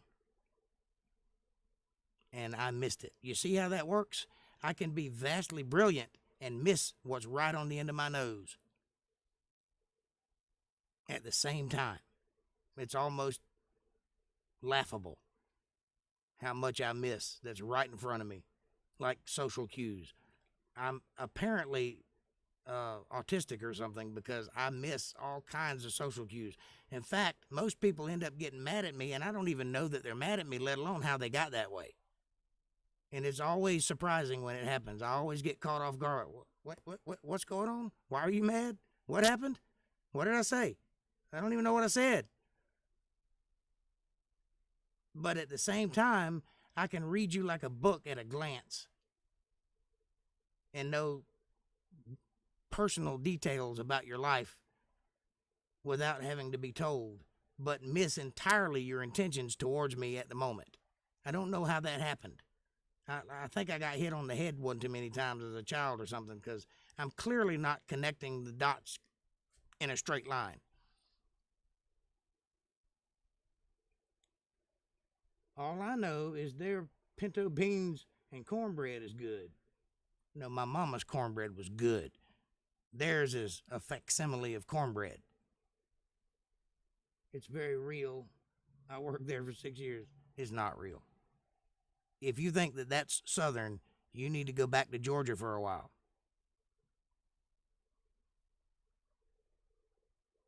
I mean, it's real in that it exists. It's on the plane of existence. In fact, is tangibly there, but it's not Southern, is what I meant. It's a little different now, but everything is different these days. That's a fact. It's like we're living in, it feels to me like we slipped into an alternate reality somewhere around 2006. That's where I first noticed a difference. And I remember the exact day, and oddly enough, it was June 6th, 2006. Do the math on that one. 3 of them, 6s. But on that date, I noticed a difference in the timeline of my life, how things were altered in a way that I didn't expect. Something changed in my life, or maybe everyone's life, on that date that altered my perception of reality in a very real and very physical way. And I have never been able to figure out how it happened, or if it happened, and if it's just a figment of my imagination to deal with an event that I couldn't stop, which is also possible. But I also think that maybe something happened in the ether and the world changed. I grasp what you mean by the Southern. I got you. I know you do. I'm just giving you a hard time, honey. I don't mean half of what I say. The things I mean, you know I mean it. The rest of it's all humor, or attempted humor. Well, that's wild and true. I think it might be, but I can't prove it. I mean, I'm just spitballing here, but I think something happened in 2006 that changed the perception or the flow of reality. And I'm not talking about like the Mandela effect, which is entirely false. I mean like something real and spiritual changed in the world, like maybe one of the seals broke or something. I don't know. Something happened. And everything is different as a result. Different in its flavor, but not in its existence. Like you can still look at something and recognize it to be what it is, but it just doesn't feel the same, if that makes any sense. And I've noticed it in several places, most of which is spiritual, but also in the way things happen, like the intent behind things, like people's willingness to push and create things. And like have you noticed that there's no funny comedians anymore? That no comedians are funny, not one. There's hundreds of specials. You can go on Netflix and watch specials all night long for like a week and not laugh once. Have you noticed that? But they call them comedy specials. Comedy gives you the idea that you might find something humorous in that special. And yet they're all like Amy Schumer and not at all funny. Why is that? Also, TV shows. None of them are good. Have you noticed that? Like, the good ones are so few and far between. Used to, everything was good on TV. There was like 6 different CSIs. The show was so good, they made 6 of them, is what I'm saying. Same show, different people playing the same parts. They don't do that anymore. You also notice that when you were a kid and you'd like watch the A-Team or something, there was 26 episodes to a season. Seinfeld was on like 15 seasons of 26 episode segments. Now a season is 10 episodes. Why? Did they stop working? Did they stop trying? Did they not care anymore? Are there no one in Hollywood that wants to make a show and make it successful? Because a 10 episode series can barely be followed, let alone waited for 2 years it takes to produce it. Think about it. I had to actively try to want to see that show Sherlock that came out of England. You know, the one with Benedict Cumberbatch or Cumberbun or whatever his damn name is. Benedict Cumbersnatcher, whatever his name is. I had to force myself to want to see the rest of it because it took 3 years between each 90-minute episode. There were 3 to a season, 3 episodes to a season, 3 90-minute sections, 3 seasons or 4 seasons. And it took like 6 years or 7 years to get through it. And I found myself going, I don't even want to watch this anymore. I've lost interest. I don't want to wait 3 years to find out what happened to the last episode. And that's the norm now, not the exception. It took so long that all the parties involved got famous while they were making that show. And now that show can't afford them anymore, so they quit making it by virtue of not being able to afford the talent. Think about that. The show was outgrown by the people in it, which should be the other way around, but it isn't. So what causes that to happen, and why is it so complicated to see a pattern emerge from it? Explain that to me, and I'll rest easy for at least a night. I've noticed they're not funny, Darlene says. They're not. Not even kind of funny. It's like listening to somebody talk at you, but not say anything. And they're getting paid like millions of dollars to do these things. And they're not even kind of funny. They're not worthy of being in a truck stop, let alone a stadium or a cathedral or wherever they put on those events. Ballroom, whatever it is. I remember, and they usually go to 15 now. I hadn't seen a 15 episode show in like 4 or 5 years. They're all like 8 to 10 episodes. The new Star Wars, a thing that defined an entire generation, is 8 episodes long per season. 8. You can't even get into it in 8. And they're short. They're like not quite 30 minutes long. They're like 26 minutes long or something like that. Really short, like reading a comic book. It's like a live action comic book, like those little still frames that you get in comic books. That's what watching shows are like now. You can't even think about it. Remember, I used to watch an episode of Star Trek and then think about it for a year.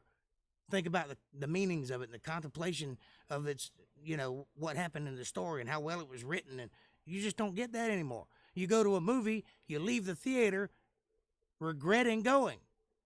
It costs more to go than the enjoyment you get from being there. All movies are exactly the same. Every single one that's come out for the last 10 years, they're the same movie over and over and over and over. They tweak little things here and little things there, but it's the same story. There's nothing new. There's nothing original. There's no creativity going on at all, full stop. Explain it. That's not the world I started in. I may end there, but I didn't start there. When I was a kid, anything was possible. You could think about going to the moon. You could think about, curing cancer. You could design things just for the sheer pleasure of making something different. And it just doesn't exist anymore. There's nothing for anybody to look forward to. That I pity the children of this generation because they don't have a future. There's nothing for them to aspire to. Anything that did exist is now growing old and waning. But there's nothing to replace it. There hasn't been a rock star in ages. Not a real one. Not like, I'm not talking about like the girl with the big ass. What's her name? The Kardashians? That's not a rock star. That is a fad. Elvis was a rock star. He wrote the book on being a rock star. Nobody had done it before him. And it lasted for a great long time. And then it just stopped. It's like people just got tired of doing it. All those great songs that were written in the 60s and the 70s, you'll never get another Jimi Hendrix. It'll never happen again. Mostly because they're not doing copious amounts of cocaine and heroin. Because that's what makes you great. Of course, you burn out fast. But what you produce stands the test of time. So it's a trade-off. You lose your life, but you get this awesome thing that you get to leave for other people's lives. Some people are willing to make that trade, and they used to. They don't anymore. Now, I've grown up into my life as a musician, and I've learned that I'm not worthy or willing to pay that price, which is why I kind of stalled out, because I don't want to pay that price.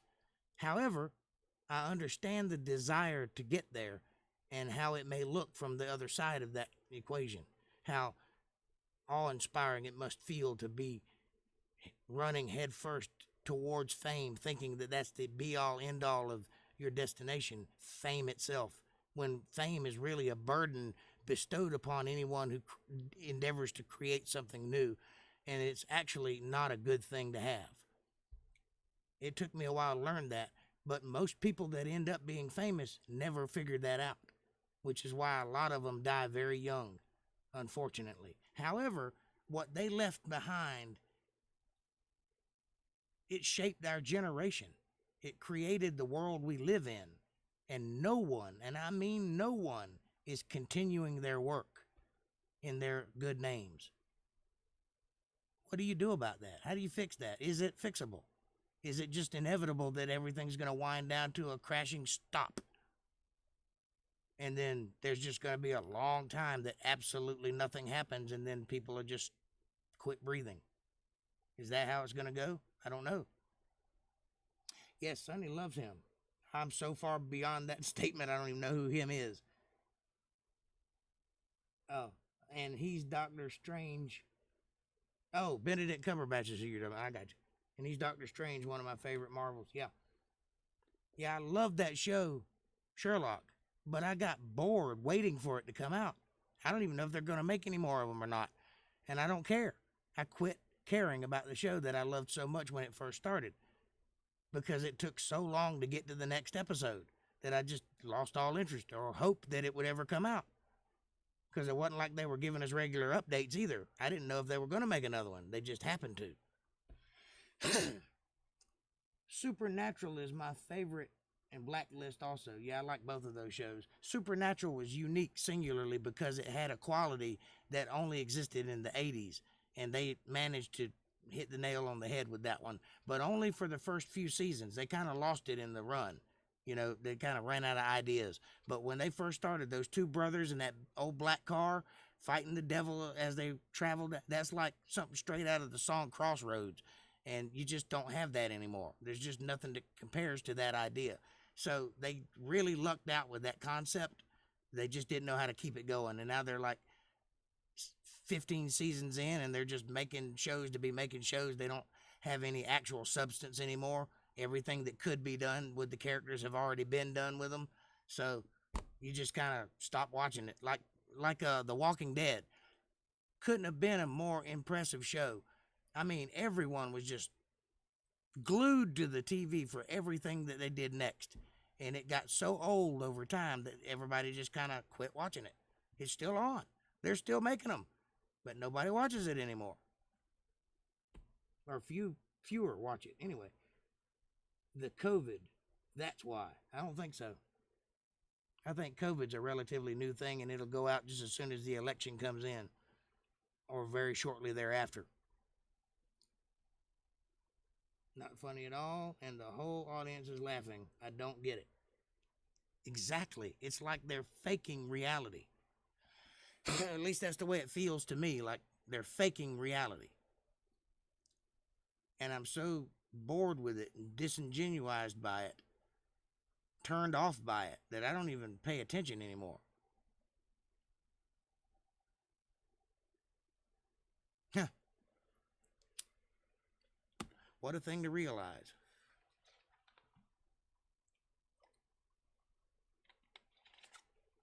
Okay, it's 19 minutes past time for me to stop. I love you guys. I've enjoyed immensely tonight's broadcast, which I was struggling to get started because I didn't feel like it, but I'm glad I did. Please like, subscribe, share, follow the links in the description below. Leave me a comment. Let me know what you're thinking. Brag or complain or bitch me out or challenge me. Do something. Challenge yourself. Write yourself a note. Go to paypal.me/JakeJohnsonBand if you want to help us keep going. I love you guys. I will see you on tomorrow with a brand new installment of the end of the book of Matthew. And we'll hit that nail on the head and move on to the next book for next week. If there's anything else you guys need to tell me or talk about, now's the time, because I'm about 3 seconds away from saying peace out.